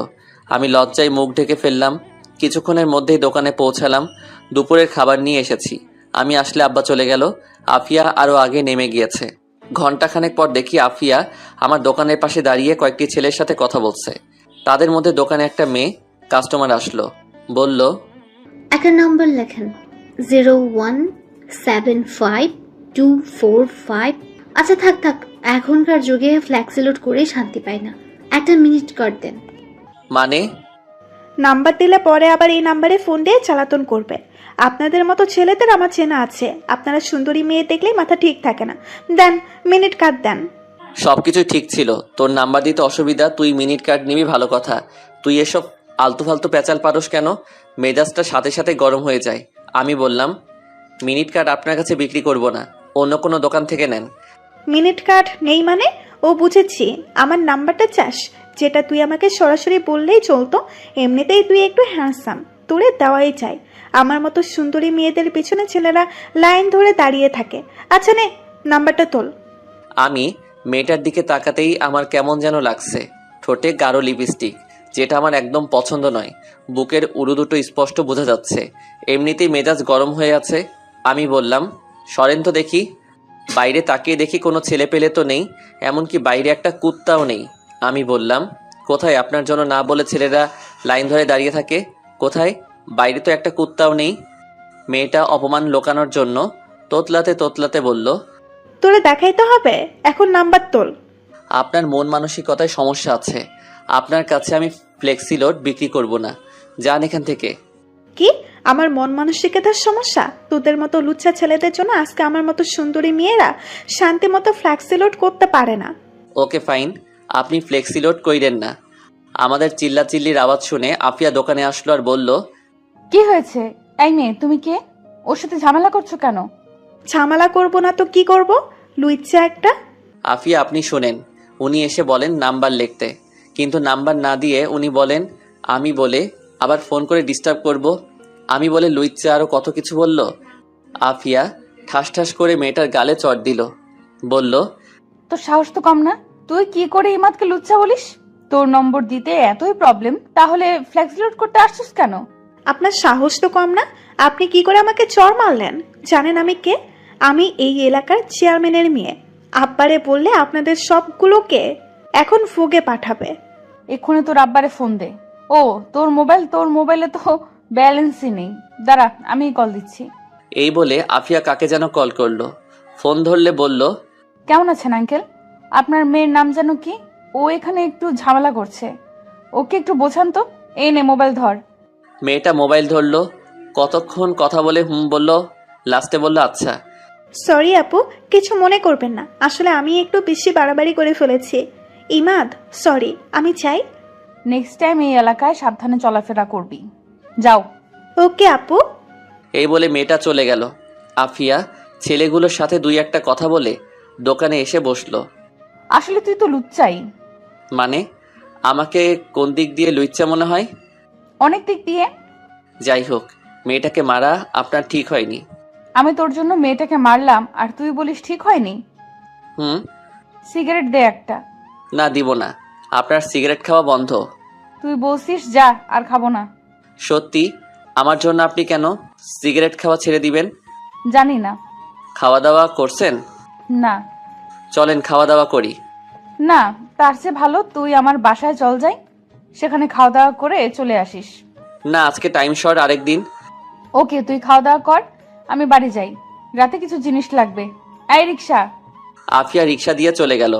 আমি খাওয়া দাওয়া করে রাত 9টা পর্যন্ত বেচাকেনা করলাম। এর মধ্যে আফিয়ার মোবাইলটা নিয়ে গেল টাকা দিয়ে। ভাবতাছি বাকি টাকা কি আফিয়াকে দিয়ে দিব নাকি আফিয়ার জন্য আরেকটি মোবাইল কিনে দিব। ধুর, ওর টাকা ওকে দিয়ে দিব। এখন বের হব বাড়িতে যাওয়ার জন্য। এমন সময় আফিয়া আসলো আর বলল, 5 কেজি চাউল দে। এখন কিছু দিতে পারবো না, দোকান বন্ধ করে ফেলবো, আগামীকাল নিয়েন। এখন দে। ওকে, আর কিছু লাগলে তাড়াতাড়ি বলেন। আফিয়া আরও কিছু জিনিসপত্র বলল, সেগুলো দিলাম। কত টাকা বিল হলো বললাম, সেগুলো দিলাম। আফিয়া টাকা দিল। আমি বললাম, আপনার আইফোন বিক্রি করেছি, এই নেন আপনার বাকি 30,000 টাকা। তোরে কে বলছে বিক্রি করতে? আমি তোর টাকা দিয়ে মোবাইল নিতাম।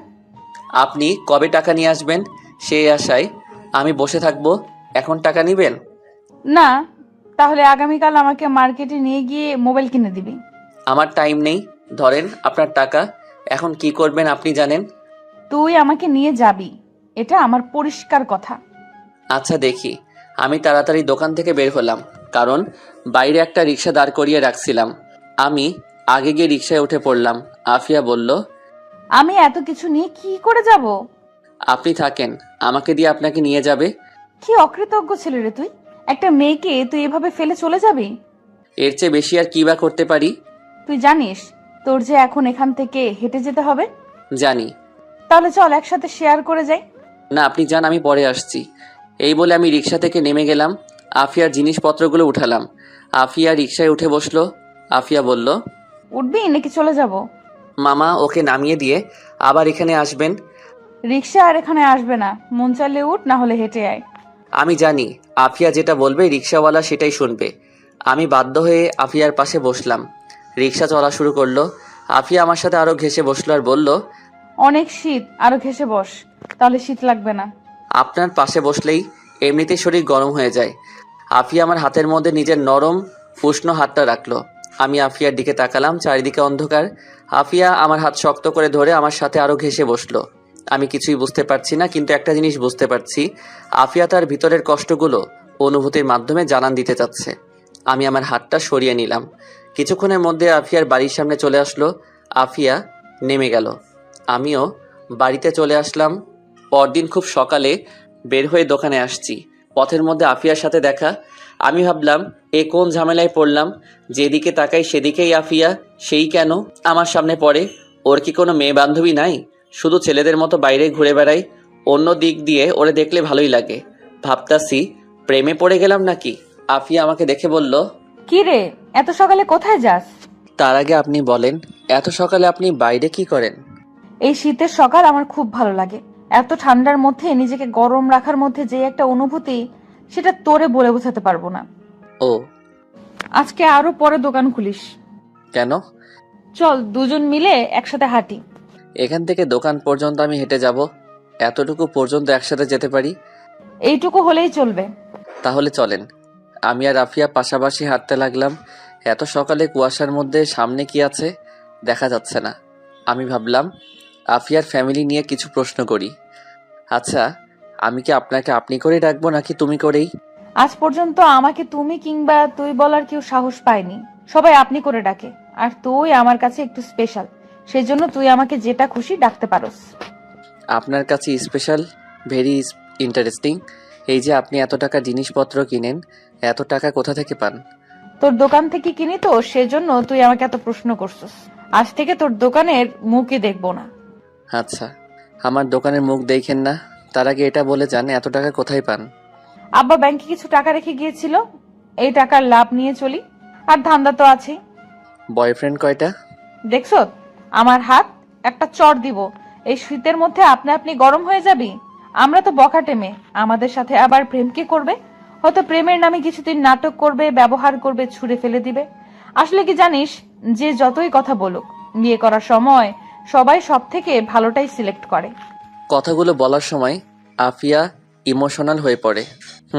তাই বলে কি আপনার বিয়ে করার ইচ্ছা নেই? জানি না। এই মুহূর্তে যদি একজন আপনাকে বিয়ে করার জন্য বলে, তাহলে আপনি কি করবেন? তার কানের নিচে চড় মেরে বিয়ে করার স্বাদ ভুলিয়ে দেব। কেন? এমনি। এত প্রশ্ন করছিস কেন? করবি আমাকে বিয়ে? যত সব ফালতু কথাবার্তা। এখন তুই বল, তোর গার্লফ্রেন্ড কয়টা? একটা ছিল রিয়া, ওর তো বিয়ে হয়ে গেছে, এখন কোনো গার্লফ্রেন্ড নাই। তোর আবার গার্লফ্রেন্ড না থাকতে পারে? এমনিতেই তুই যে হ্যান্ডসাম, তোরে দেখেই মেয়েরা ক্রাশ খাবেই। খাই তো, আপনাকে দেখে আর খেতে পারি না। ওকে, যদি তোর সাথে কোনো মেয়েকে দেখি, মনে করবি তুই মেয়েটাকে জীবনের লাস্ট বার দেখলি। আমি আফিয়ার কানে কানে গিয়ে বললাম, যদি ওই মেয়েটা তুমি হও। এই বলে আমি জোরে হেঁটে দোকানে চলে আসলাম। পিছনে তাকিয়ে দেখি আফিয়া তখনও সেখানে ঠাই দাঁড়িয়ে রইল। হয়তো এটা নিজের কানে বিশ্বাস করতে পারছে না। আফিয়ার জন্য আমার ভিতরে ভিতরে একটা ফিলিংস কাজ করত। তার সাথে বেশি চলাফেরা করি সেজন্য নাকি ও সবসময় আমার চোখের সামনে থাকে সেজন্য, আমি জানি না, কিন্তু ওকে কেন জানি আমার মন চাই। হয়তো আমি তার প্রেমে পড়ে গেছি, কিন্তু একটা বখাটে মেয়ের প্রেমে পড়লাম। বখাটে হয়তো কি হয়েছে, মেয়ে তো, এখন আমার নিজেরই করে নিতে হবে। আর আমি কোনো সময় আমার ভালোবাসার কথা বলবো না, কারণ ও তো বখাটে মেয়ে, কোন সময় মন ঘুরে যায় কে জানে, তারপরে ফান্দে ফেলে টাকা খাবে। আচ্ছা দেখি কি হয়। এমনিতেই আফিয়া অনেক সুন্দরী, আরও নিজেকে প্রোটেক্ট করতে জানে। আমি দোকান খুলে বসলাম। দেখি আফিয়া আসলো, বলল, মোবাইল কিনতে কখন যাবি? আব্বা দোকানে আসুক তারপর দেখি। এই বলে আফিয়া হাসি দিল। হাসিটা আমার বুকে তীরের মতো বেদ করলো। আমি বললাম, এখন কোথায় যাবেন? বাসায়। বাসায় থাকবেন, আমি এসে নিয়ে যাব। এই বলে আমি আফিয়া চলে গেল। আমি বেচাকেনায় মনোযোগ দিলাম। একটানা 10টা পর্যন্ত বেচাকেনা করলে আব্বা আসলো। আমি বাড়িতে চলে আসলাম। এসে খাওয়া দাওয়া করে রেডি হয়ে আফিয়ার বাসার সামনে গেলাম। গিয়ে দরজায় টোকা দিলাম। একটু পর দরজা খুললো। দরজা খুললে আফিয়ার দিকে আমি আর চোখ সরাতে পারছি না। এটা আমি কি দেখছি? দেখি আফিয়া একটা লাল শাড়ি পরছে, চুলগুলো খোলা, ঠোঁটে লিপস্টিক, একেবারে আমার সামনে যেন জ্যান্ত পরি দাঁড়িয়ে আছে। আফিয়া লজ্জা পেয়ে মাথা নিচু করে বলল, কিভাবে দেখতেছোস? আমরা শুধু একটা মোবাইল কিনতে যাব, এইভাবে সাজার কোনো মানে আছে? এমনি সাজলাম, অনেকদিন ধরে সাজি না। আজকেই কেন? অন্য কোনো দিন সাজতেন। আজকেই।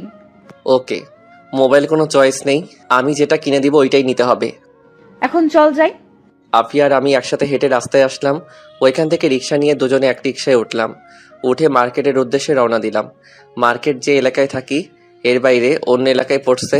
মার্কেটে গিয়ে পছন্দ মতো একটা মোবাইল পছন্দ করে আফিয়াকে দিলাম।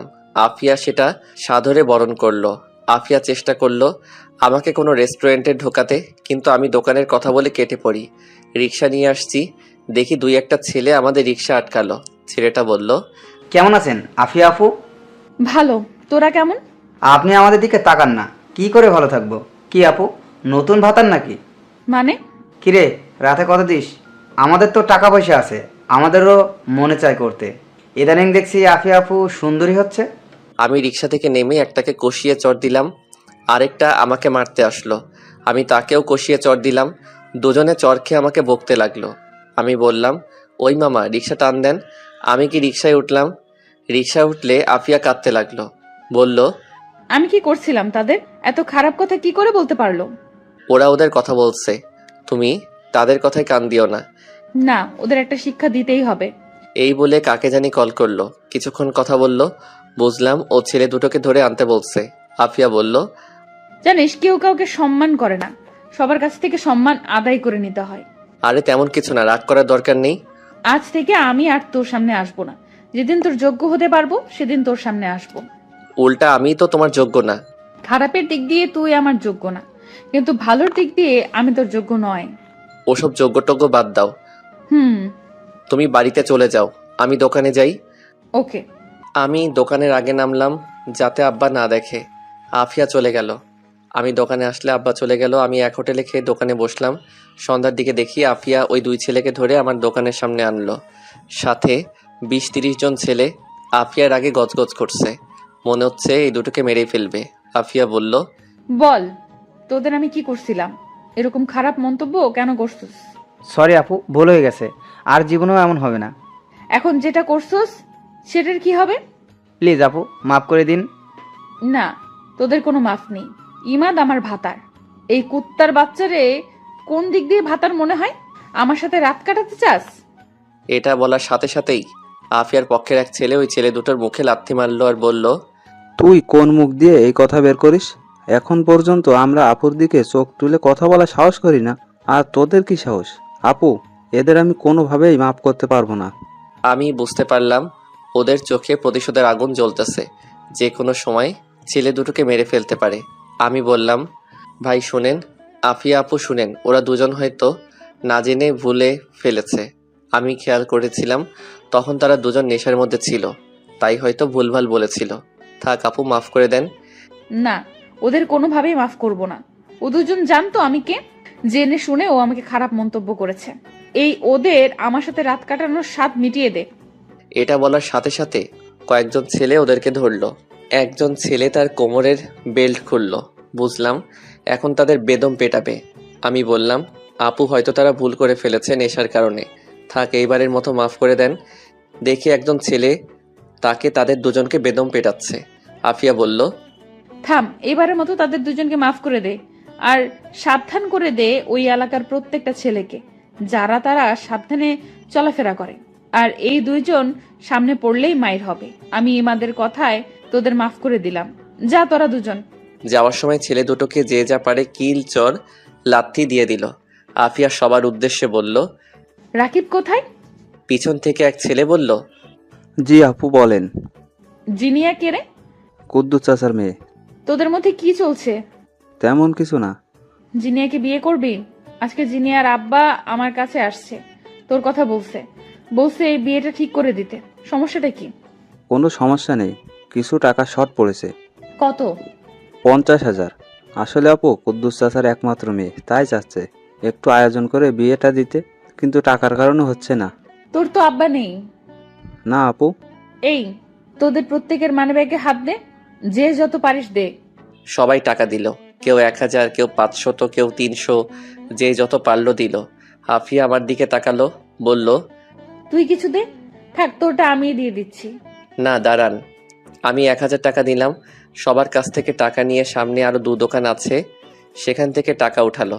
সব টাকা রাকিবের হাতে দিয়ে বলল, এখন গুনার দরকার নেই, 1 সপ্তাহের মধ্যে বিয়ের তারিখ ঠিক করে সবাইকে দাওয়াত দিবি, কেউ যাতে বাদ না পড়ে। এটা যদি না হয় আমাকে জানাবি। ওকে।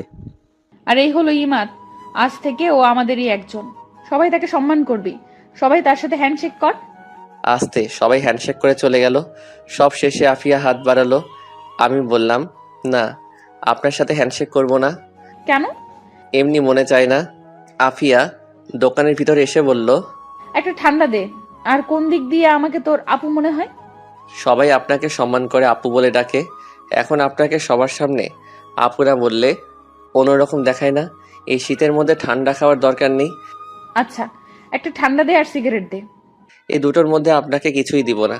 আফিয়াকে একটা নর্মাল পানি দিলাম। আফিয়া সেটা খেলো, বলল, আজকেই তোর সাথে আমার লাস্ট দেখা। মানে বুঝলাম না। যেদিন তোর যোগ্য হতে পারবো সেদিন তোর সামনে আসবো। আমার যোগ্য মানে কিছুই বুঝলাম না। আমি জানি তুই কিরকম মেয়ে চাস। তুই চাস বিয়ার মতো সরল সোজা মেয়ে, কিন্তু আমি তো সেরকম না। দূর রাখেন তো, আপনি যেরকম হন তাতে আমার কিছু যায় আসে না। তোর আমি ঠকাতে চাই না। বুঝেছি আপনি ইমোশনাল হয়ে গেছেন, আপনার মাথা ঠিক নাই।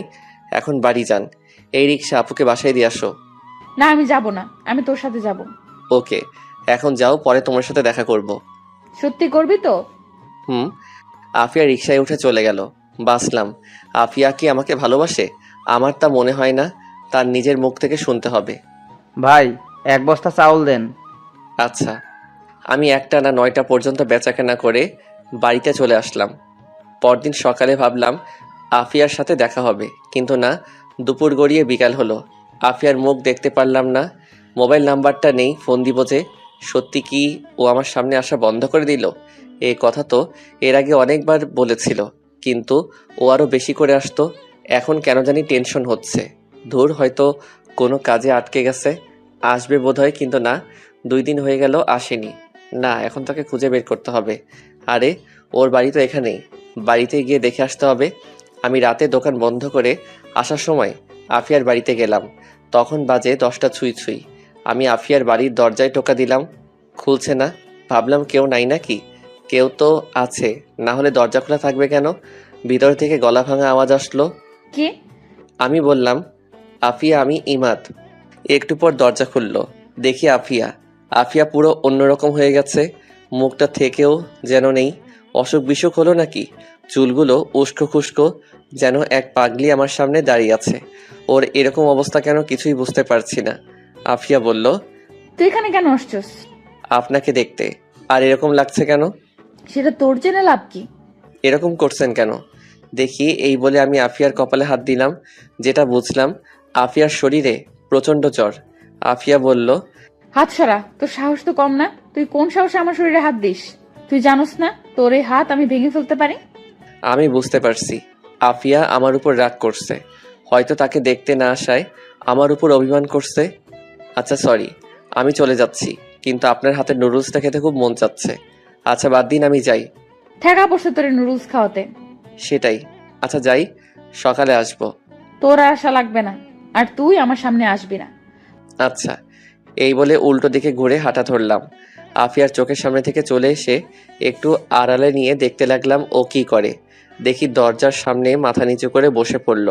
ভাবলাম তাকে এভাবে ফেলে যাওয়া ঠিক হবে না। আমি আবার আস্তে আস্তে তার সামনে গেলাম। ও বুঝতে পারে নাই আমি যে আবার আসবো। আমি বললাম, আফিয়া, জানি তুমি আমার উপর রাগ করছো, তাই বলে আমাকে এভাবে চলে যেতে বলবা? আফিয়া দাঁড়ালো, দেখি আফিয়া কাঁদছে আর বলল, তোর সাহস কম না, তুই আবার আসছস? আমি আফিয়ার কাছে গিয়ে তাকে জড়িয়ে ধরলাম, কিন্তু সে কেঁদেই চলল। আফিয়ার শরীর আগুনের মতো গরম হয়ে আছে, তার শরীরের উত্তাপ আমার ঠান্ডা শরীর গরম করে দিচ্ছে। আমি বললাম, সরি আফিয়া, আমি ভাবছিলাম তুমি সত্যি আমার দোকানে আসা বন্ধ করে দিয়েছো। আমি যদি জানতাম তুমি অসুস্থ, তাহলে আমি এক মুহূর্ত দেরি করতাম না। আমি তোরে ভুল ভাবছিলাম আমার মতো বখাটে মেয়েরা কারো মন দখল করতে পারে না, কিন্তু আমি ভুল ভেবেছিলাম। তোমার বিছানা কোনটা? ওইদিকে। আমি আফিয়াকে বিছানায় শুইয়ে দিয়ে মাথায় জলপট্টি দিয়ে দিলাম, কিছু খাইয়ে দিয়ে ওষুধ খাওয়ালাম। আমি বললাম, আগামীকাল মাকে তোমার কাছে পাঠাবো। সত্যি? তাহলে আমি যাই? না, আজকে রাতটা থেকে যা। না, খুব সকালে দোকানে যেতে হবে। আমি খুব সকালে জাগিয়ে দিব। ওকে। আমি গিয়ে তাদের রুমের সোফার মধ্যে শুয়ে পড়লাম। সকালে ঘুম থেকে উঠে দেখি আফিয়া রান্নাঘরে কি জানি করছে। ভাবলাম এই জ্বরের মধ্যে আবার কি করে। আমি উঠে ফ্রেশ হলাম, গিয়ে সোফায় বসলাম। দেখি আফিয়া নুডলস রান্না করে আনলো। আমি বললাম, এই জ্বরের মধ্যে কি দরকার ছিল? তুই বলছিস আর আমি না করতে পারি? আফিয়া এসে সোফায় বসলো। আমি আফিয়ার কপালে হাত রাখলাম, দেখে এখনো মারাত্মক জ্বর। আফিয়া আমার হাতটা নিয়ে তার ঘাড়ে রাখলো। তার ঘাড় আগুনের মতো গরম হয়ে আছে। আফিয়া বলল, তোর এই ঠান্ডা হাতটা এভাবেই রাখ, খুব ভালো লাগছে। তোর কাঁধে মাথা রাখতে পারি? না এখন না, অন্য কোনো দিন। ওকে। আমি ঘড়ির দিকে তাকিয়ে দেখি 6:50 বেজে গেছে। শীতের দিনে সকাল খুব ছোট থাকে, তাড়াতাড়ি দোকানে যেতে হবে। আজকে দোকানে অনেক কাজ। আমি বললাম, আমি উঠি। কই, তুই তো নুডলস খেলি না? ও আমি তো ভুলেই গেছিলাম, তোমার হাতের নুডলস আমি মিস করতে পারি? খেতে খেতে আমি বললাম, তুমি কতদিন ধরে এই বাসায় একা থাকো? 5 বছর ধরে। ভয় করে না? প্রথমে ভয় করতো, কিন্তু এখন মানিয়ে নিয়েছি। ভালো। এই এলাকা সম্পর্কে আমার অনেক কিছুই অজানা, একটু বলবা? কি জানতে চাস? এই এলাকাটা এত নির্জন কেন? আর সকল মানুষ তোমাকে ভয় পায় কেন? তেমন কোনো কারণ নেই। এই এলাকার মানুষগুলোই অন্যরকম। সন্ধ্যার পরে তারা বাইরে ঘুরোঘুরি করতে পছন্দ করে না, কারণ তারা স্ত্রীর প্রতি অনুগত। তারা ফ্যামিলিকে সময় দিতে পছন্দ করে। তুই দেখ, পাশের এলাকার রাত 12টা পর্যন্ত রাস্তাঘাটে প্রচুর মানুষ। এই কারণেই এলাকাটা নির্জন। দেখলাম এই এলাকার প্রত্যেকটা মানুষের বাড়ি খুব উন্নত। কারণটা কি? এই এলাকার প্রত্যেকটা মানুষ উচ্চশিক্ষায় শিক্ষিত, আর তারা অল্পতেই সন্তুষ্ট। সেই জন্য দেখবি তারা বাইরের কোনো লোক ভাড়া দিতে চায় না। আর এই এলাকার ছেলেরা এলাকার কোনো মেয়েকে পছন্দ করে বিয়ে করে। এটা এই এলাকার অনেক পুরনো নিয়ম। তাই তুই যাদের দেখবি সবাইকে চেনা পরিচিতই মনে হবে। বুঝলাম, কিন্তু তোমার এত পাওয়ার কেন? তোমার তো টাকা পয়সা বাড়ি গাড়ি কিছুই নেই, তাহলে তোমাকে এত ভয় পায় কেন? এই এলাকায় মিনিমাম 300-র মতো বাড়ি আছে। এমন কোনো লোক নেই যে আমাকে চেনে না। কারণটা হলো আমার বাবা আমার আবার খুব পাওয়ার ছিল। এই এলাকার মানুষ পূর্বপুরুষদের বিশ্বাস করত। এই ধর, আমার আব্বার আগে আমার দাদা, এরকম ভাবে আমাদের ফ্যামিলি, তারপর বাবার পর আমি, এইভাবেই চলে আসছে। কিছু না থাকলেও তারা আমার কথা শুনতে বাধ্য। কারণ তোরে বলছিলাম না, তারা পূর্বপুরুষদের বিশ্বাস করে। এটাই এই এলাকার নিয়ম। কিন্তু আমি যে দেখলাম আপনি মাঝে মাঝে ছেলেদের মারেন, আর আমার টাকা ছিনতাই করছো কেন? ওরা অন্য এলাকার, আমার এরকম কোনো ইচ্ছাই ছিল না। ওদের টাকার দরকার ছিল, তাই তারা করছে। পরে আমি জানতে পারি। পরে ভাবলাম তোর কাছে ছোট হয়ে লাভ নেই, তাই আর তোকে বলিনি। কিন্তু আমি কি জানতাম তুই এত চালাক। আচ্ছা, তোমার মা বাবা কিভাবে মারা গিয়েছে? রোড অ্যাক্সিডেন্টে। আব্বা আম্মার সাথে সাথে মারা যায়, আমি একটুর জন্য বেঁচে যাই। তারপরেই আমার এখান দিয়ে মাংস নিয়ে যায়। এই বলে আফিয়া তার কোমরের কাপড় উঠিয়ে আমাকে দেখালো। দেখি সেখানে অনেকগুলো শিলির দাগ। আমি ঘড়ির দিকে তাকিয়ে দেখি অনেকটা সময় চলে গিয়েছে। আমি বললাম, তোমার সাথে আরো অনেক কথা আছে, কিন্তু আর টাইম নেই, আমি এখন উঠি। আর একটু বস না, আজ পরে দোকান খুলিস। না, আজকে একটু কাজ আছে, অন্য কোনো দিন। আর আমি মাকে পাঠাচ্ছি। ওকে। আচ্ছা, একটা প্রশ্ন ছিল। কর। ধরো এখন আমি তোমার ঘর থেকে বের হলাম, এখন কেউ দেখলো, পরে সে কি ভাববে? কিভাবে বল? ভাববে আমরা দুজন একসাথে এক বাড়িতে কি করছি। আফিয়া উঠে আমার পাশে বসলো, বলল, কি করছি বল? কি আর ভাববে বল? থাক কিছু না। না, বল। এই বলে আফিয়া আমার সাথে ঘেঁষে বসলো। তার শরীরের উত্তাপ আমি টের পাচ্ছি। আমি বললাম, তুমি জ্বরে পড়ে যাচ্ছ, যাও গিয়ে শুয়ে থাকো। যাচ্ছি, দুপুরে আবার আসবি আর রাতে আসবি। ইস, আমি যেন তার জামাই, রুটিন করে আসতে হবে। এই কি বললি? দাঁড়া, তোরে দেখাচ্ছি মজা। তোমার মজা দেখানোর আগে আমি পালাই। এই বলে আমি আফিয়ার ঘর থেকে বের হয়ে আসি, সোজা দোকানে আসি। 10টা পর্যন্ত দোকানে বসলাম। তারপর আব্বা আসলো, আমি বাড়িতে চলে আসলাম। খাওয়ার সময় মাকে বললাম, আফিয়ার নামের কাউকে চিনো? চিনি বোধ হয়। কেন? শিওর করে বলো। চিনি। কে? রোড অ্যাক্সিডেন্টে মারা গেছে মিলন সাহেবের একমাত্র মেয়ে আফিয়া। এই মেয়ে এখন এলাকায় কি জানি বলে, বস নাকি ডন বলতে পারি না। এই মেয়ের পাল্লায় ভুলেও পড়বি না, এসব বখাটে মেয়ে তোরে ধরলে আর ছাড়বেই না। আমি ভাবলাম মা তো দেখি আমার থেকে এক লাইন আগে থেকে আমাকে সাবধান করে দিচ্ছে। এখন কি বলবো? কেন? আফিয়া দেখি আমার সাথে খুব ভালোভাবে কথা বলে। এসব মেয়েদের মুখে অনেক রস থাকে, পরে কখন যে কি করে সব উধাও বানিয়ে ফেলে। সবাই কি আর এক? আমার কি মনে হয় জানিস, এই টাকা একমাত্র আফিয়াই নিয়েছে, ও ছাড়া আর কে করবে এই কাজ? আমি ভাবলাম দেখি মার মনে কি আছে। তোমার এই কথা কেন মনে হচ্ছে? শোন, এই এলাকায় একটা সাইরেন আছে, কেউ যদি কোনো বিপদে পড়ে তাহলে সেই সাইরেনটা বাজাতে পারতো, কিন্তু এখন আর সেটা নেই। এখন সাইরেন বাজানোর অনুমতি শুধু আফিয়া আর 2-1 জনের কাছে আছে। এখন সেই সাইরেনের কথা মানুষ ভুলেই গেছে। তো মা এখন আফিয়া চিন্তাই করছে কোথায়? এটা সে উঠায় নেয়, কারণ এখন সে যাতে ছিনতাই করতে পারে। আফিয়া চিন্তাই করছে এবং মা অলরেডি আফিয়া এই টাকাও দিয়ে দিয়েছে। কি বলিস? শুনো, আমি ওই দিনের ঘটনা মাকে সম্পূর্ণ খুলে বললাম। মার চোখ তো কপালে উঠে গেছে। মা বলল, এত কিছু হয়ে গেল আর তুই আমাদের জানাসনি কেন? আমি চাইনি আফিয়া তোমাদের কাছে ছোট হোক। তার ছোট হওয়াতে তোর কি? এই দাঁড়া, আমি যেটা ভাবছি সেটা না তো। একদম না মা, আফিয়া কিছুদিন ধরে প্রচন্ড জ্বর ঠান্ডায় ভুগছে। যাও গিয়ে একটা নজর দেখে আসো। আমার ঠেকা পড়ছে একটা বখাটে মেয়ের বাড়িতে যেতে। দেখো, এই মেয়ে কিন্তু এই এলাকার ডন, ও যেটা বলবে সেটাই হবে। এখন ও যদি আমাদের হাতে থাকে তাহলে আমাদের কোনো টেনশনই থাকবে না। সেটা তুই ঠিক বলেছিস। যাও গিয়ে দেখে আসো, আর মা কিছু রান্না করে নিয়ে যাও। আচ্ছা যাচ্ছি, আমি শুধু অসুস্থ দেখেই যাচ্ছি, অন্য কোনো উদ্দেশ্য থাকলে ভুলেও যেতাম না। আচ্ছা তুমি যাও। ততক্ষণে আমার খাওয়া দাওয়া শেষ করে রুমে এসে আফিয়াকে কল দিলাম।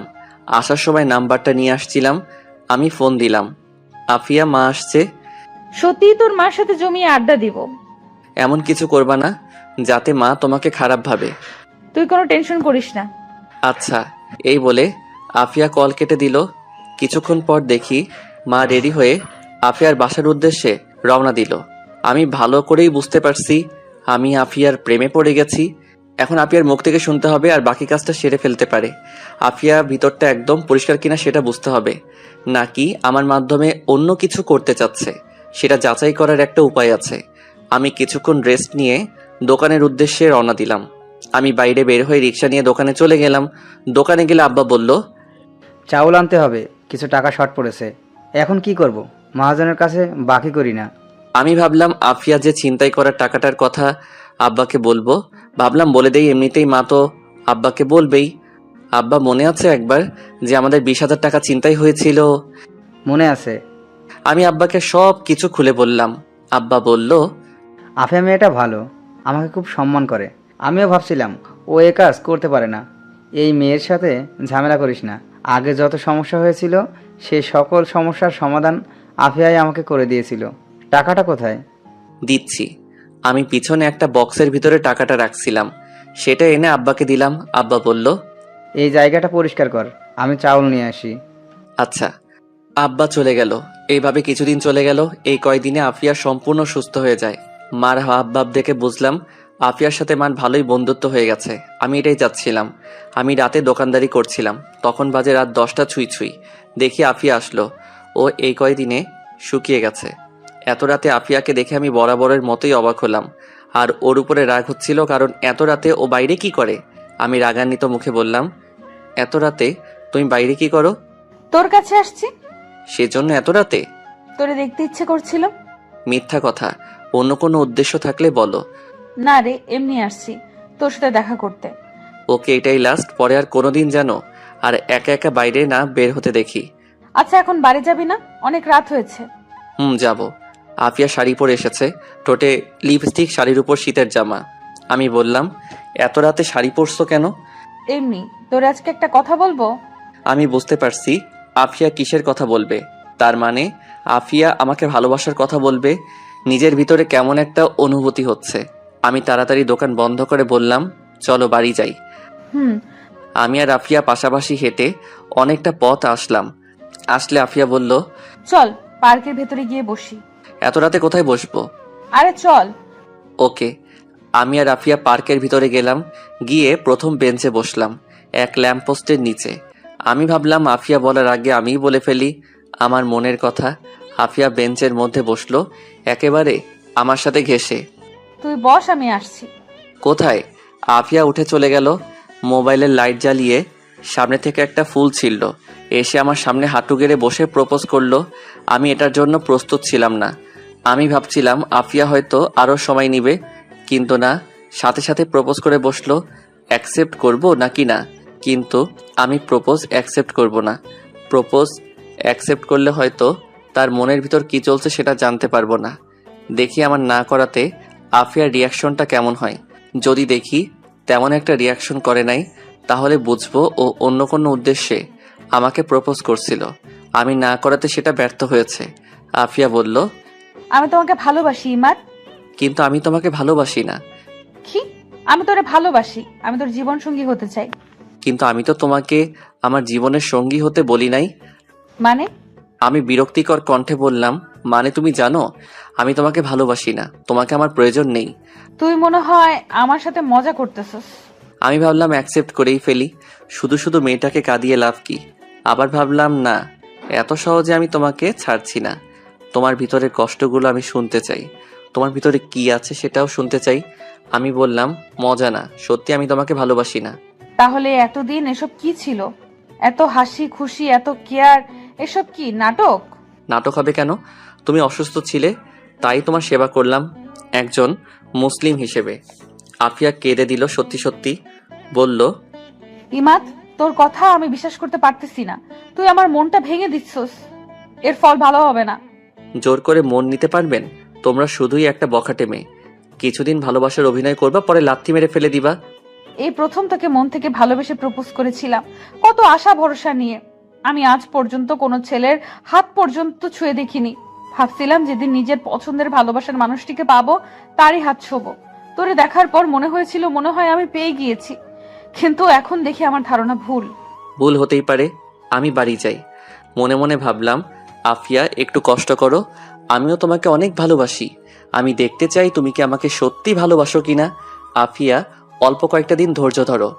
কুত্তার বাচ্চা, তুই আমার সামনে আর জীবনেও আসবি না, আর আমি দেখবো তুই কি করে এই এলাকায় থাকিস। আবার কেঁদে কেঁদে বলল, তুই আমার মনটা ভেঙে দিয়েছিস, এর শাস্তি তুই সারা জীবন নিয়ে বেড়াবি। আমি ভাবলাম পালাই এখান থেকে, না হলে আরো কত কি বলে ফেলবে।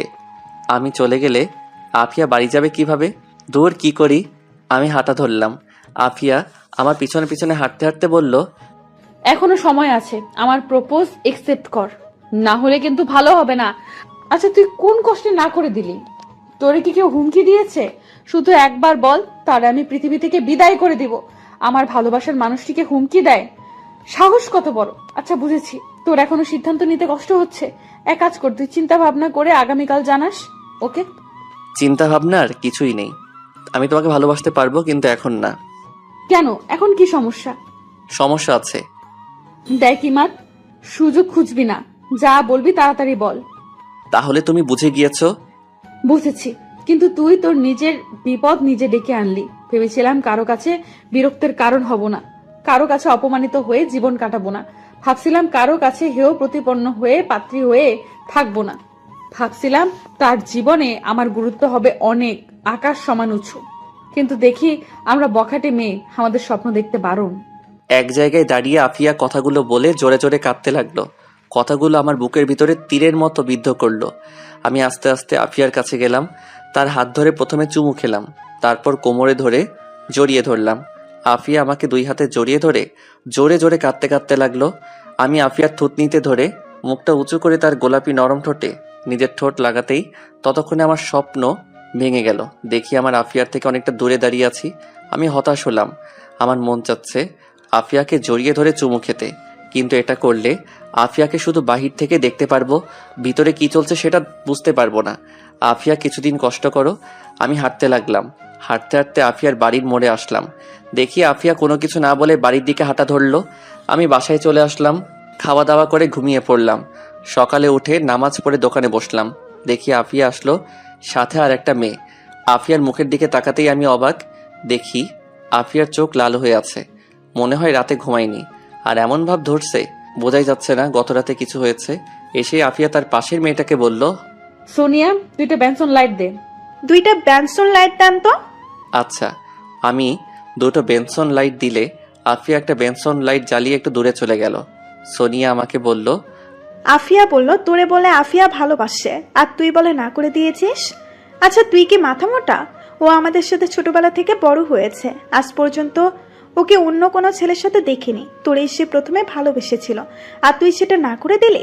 ওর বিরুদ্ধে গিয়ে এই এলাকায় টিকতে পারবি না। আমাকে জ্ঞান দিয়েন না, ওর মন আপনার থেকে আমিই ভালো বুঝি। তাহলে না করলি কেন? আর সে কি কম সুন্দরী? সে যদি এলাকার কোনো ছেলেকে বিয়ের প্রস্তাব দেয়, ছেলেটা চোখ বন্ধ করে বিয়ে করবে। আমি জানি, সব জানি আমি। এখন আপনি যান। সোনিয়া মেয়েটা চলে গেল। দেখি আফিয়া চলে গেল। আব্বা আসলে আমি বাড়িতে আসলাম। গতকাল ফাতিমা আসছিল বাড়িতে। মার এবং ফাতিমার মুখের অবস্থা দেখে বুঝলাম কিছু একটা হয়েছে। মা বলল, তুই কি এই জীবনে বিয়ে করবি না? কেন? আফিয়া এসে কান্নাকাটি করে গেছে। সে বলে তোকে ভালোবাসে। তাকে ছাড়া অন্য কাউকে বিয়ে করার চিন্তা করলে বলেছে এই এলাকা ছেড়ে চলে যেতে হবে। এখন তাকে বিয়ে করবি নাকি বল? তোমরা মানিয়ে নিতে পারবা কিনা বলো। আমার সমস্যা নেই। ওকে। এভাবে কিছুদিন চলে গেল। 2 দিন পর রাতে বাড়ি যাচ্ছিলাম, খেয়াল করলাম অনেকটা দূরে আরো 2 জন একসাথে হেসে হেসে কথা বলে আসছে। কিছুক্ষণ পর হাঁটার পর খেয়াল করলাম একজন চলে গেল। আরেকজন জোরে জোরে হেঁটে আমার থেকে একটু দূরে হাঁটতে লাগলো। ভালো করে খেয়াল করে দেখি এটা আর কেউ না, এটা হলো আফিয়া। আমি ভাবলাম এই তো সুযোগ। এতদিন যেটা বুঝলাম আফিয়া আমাকে সত্যি ভালোবাসে। ও আমার এই এলাকায় বিয়ে বন্ধ করে দেয়। তার মানে ও আমার বিয়ে দেখতে পারবে না। আর ও আবার সিগারেট খাওয়া ধরেছে। আসলে আফিয়ার মনটা অন্যদের থেকে অনেক মজবুত। তার মানে আফিয়া যত খারাপ পরিস্থিতি হোক না কেন নিজেকে ধরে রাখতে পারবে। আমি দাঁড়িয়ে গেলাম, দেখি আফিয়া আমাকে পাশ কাটিয়ে চলে যাচ্ছে। কিছু দূর যাওয়ার পর আমি ডাক দিলাম, আফিয়া। কিন্তু আফিয়া না শোনার ভান করে হেঁটেই চলেছে। আমি আবার বললাম, আফিয়া আমার কথা শুনো। আফিয়া দাঁড়িয়ে গেল। আমি আফিয়ার কাছে গেলাম। আফিয়া বলল, কি বলবি বল। আর তোর জন্য এই এলাকার নিয়ম চালু হচ্ছে, সেগুলো মানতে পারলে তোরা এই এলাকায় থাকতে পারবি, নয়তো বা চলে যাবি। কি জন্য এই নিয়ম? আমি তো ভাবতেছি আপনার বান্ধবী সোনিয়াকে আমার খুব পছন্দ হয়েছে। আগামীকালই ওকে প্রপোজ করে বিয়ে করে ফেলবো। ওর যদি মরার ভয় থাকে তাহলে ও তোর প্রপোজ একসেপ্ট করবে না। কেন? কারণ এই এলাকার একমাত্র আমি ছাড়া কাউকে বিয়ে করতে পারবি না। এই বলে আফিয়া একটা রহস্যময় হাসি দিয়ে বলল, কিন্তু আমি তোকে বিয়ে করব না। আমি বুঝতে পারছি আফিয়া চাচ্ছে তার কাছে নত হয়ে তাকে প্রেমের প্রস্তাব দিতে। পরে সে কতক্ষণ ঢং করবে। আমি বললাম, আপনাকে বিয়ে করা ঠেকা পড়ছে না? সোনিয়াকে নিয়ে আমি পালিয়ে যাব। সোনিয়া ভোকা না, তোর মতো গাধার সাথে পালিয়ে যাবে। তাহলে তোমাকে পালিয়ে নিয়ে যাব, যাবা না তুমি? না, তোর বিয়ে করা বন্ধ। তুমি বিয়ে করার পরেও আমি করতে পারবো না। তখন আমি ভেবেচিন্তে সিদ্ধান্ত দিব। কেন তুমি এভাবে আমার জীবনটা নষ্ট করবে? প্লিজ আমাকে ছেড়ে দাও। ওকে যা, ছেড়ে দিলাম, এখন বাড়িতে যা।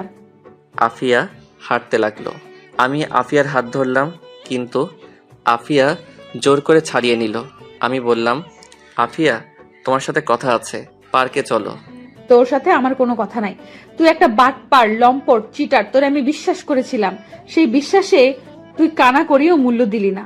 ওই দিন তুই চোখ বলছিল তুই আমাকে চাস, কিন্তু তুই মুখে না করেছিলি কেন? হয়তো মুখ দিয়ে না করেছিলাম, কিন্তু আমি তোমাকে এখনো চাই। মিথ্যা কথা। সত্যি। আমি বিশ্বাস করি না। তুই আমার সামনে থেকে চলে যা, আর জীবনেও আমার সামনে আসবি না। তোরে দেখলেই আমার ওই দিনের কথা মনে পড়ে। তোরে আমি পেছন থেকে এত ডাকছি, কিন্তু তুই একটুও শুনলি না। তাহলে তুমি চাচ্ছ আমি চলে যাই? তুই চলে যা। ওকে। আমি দৌড়ে আফিয়ার সামনে গিয়ে হাতটা বাড়িয়ে বললাম, আমি তোমাকে ভালোবাসি আফিয়া। কিন্তু আমি বাসি না। প্লিজ এমন করো না। কি করতেছি তোরে আমি ভালোবাসি না। আমি আফিয়ার সামনে মাথা নিচু করে দাঁড়িয়ে আছি, কিছু বলছি না। আফিয়া বলল, ওই দেখ আকাশে কি সুন্দর চাঁদ উঠেছে। আমি আকাশের দিকে তাকালাম, দেখি কোথাও চাঁদ নেই, চারদিকে ঘন কুয়াশায় ঢাকা। আমি আবার আফিয়ার দিকে তাকালাম, ততক্ষণে আফিয়া আমার ঘাড়ে ধরে সে উঁচু হয়ে সোজা আমার ঠোঁট কামড়ে ধরল। আমি এর জন্য প্রস্তুত ছিলাম না। আরে এ কি রে, ঠোঁট কামড়ে ধরলো। আফিয়া আর ছাড়ছেই না। আমার ঠোঁট ব্যথা হয়ে যাচ্ছে, মনে হচ্ছে রক্ত বের হচ্ছে। আমিও আফিয়ার ঠোঁট কামড়ে ধরে লাল গোলাপি ঠোঁটটাকে সাদা বানিয়ে ফেললাম। একটু পর আফিয়া নর্মাল হলো, ঠোঁট ছেড়ে বলল, তোরে আমি ভালোবাসতে পারবো না, একেবারে নিজের করে নিলাম। তুমি এটা কি করলা আমার ঠোঁট? এই বলে আমি মুখ ধরে বসে পড়লাম। ঠোঁটে প্রচন্ড ব্যথা করছে। কি করে কিস করতে হয় জানো না? না, আমি কি কাউকে কিস করছি? না মানে মুভিতে দেখো নাই কিভাবে কিস করতে হয়? দেখছিলাম ওই মুভিতে এইভাবে কিস করছিল, ভাবছিলাম তাহলে বোধহয় এইভাবেই কিস করতে হয়। আমার ঠোঁট। দেখি কি হয়েছে। আফিয়া আমার পাশে বসলো, আমার ঠোঁট ধরে চেক করে বলল, তেমন কিছু হয় নাই, চল আমার বাসায়, আজকে আমার বাড়িতে থাকবি। পাগল নাকি? বিয়ে করি পর। সত্যি? কবে বিয়ে করবি? আমার যে আর দেরি করতে মন চাচ্ছে না। ওকে। আমি আর আফিয়া আস্তে আস্তে দুজন দুজনের হাত ধরে পাশাপাশি হাঁটতে লাগলাম। আমি আফিয়ার হাতের মধ্যে একটা চুমু খেলাম, তার কোমরে ধরে আরো কাছে টেনে নিলাম। আফিয়া লজ্জায় চোখ বন্ধ করে ফেললো। আমি আস্তে আস্তে আফিয়ার নরম ঠোঁটে আমার ঠোঁট দুটো রাখলাম। এইভাবে অনেকক্ষণ চলে গেল। আমি আস্তে আস্তে আফিয়ার ঠোঁট ছেড়ে দিলাম। আফিয়া আমাকে দুই হাতে জড়িয়ে ধরলো, কেন জানি ফুপিয়ে কেঁদে উঠল। আমি বললাম, কাঁদছো কেন? এটা হলো সুখের কান্না, তোরে আমি এতদিন খুঁজছিলাম। এখনো কি আমাকে তুই করে বলবা? না, তোমাকে আজ সারা রাত এভাবে জড়িয়ে ধরে রাখবো। না আফিয়া, সকালে আমার দোকান আছে, আমাকে একটু ঘুমাতে হবে। বিয়ের পর কি আমাকে সারাদিন একা ফেলে রেখে দোকানে পড়ে থাকবা? হুম রাতেও দোকানে থাকবা? হুম। তো তোমার সাথে আমিও সারাদিন থাকবো, এক মুহূর্তের জন্য আমার থেকে আলাদা হতে পারবা না। আচ্ছা, এখন চলো তাড়াতাড়ি বাড়িতে যাই। আজ থেকে আমি তোমার বাড়িতে থাকবো। আগামীকাল থেকে? এত রাতে তোমাকে নিয়ে গেলে মা কি না কি ভাববে। আচ্ছা, কিন্তু এখন যে আমি আর হাঁটতে পারছি না, আমার পা অনেক ব্যথা করছে।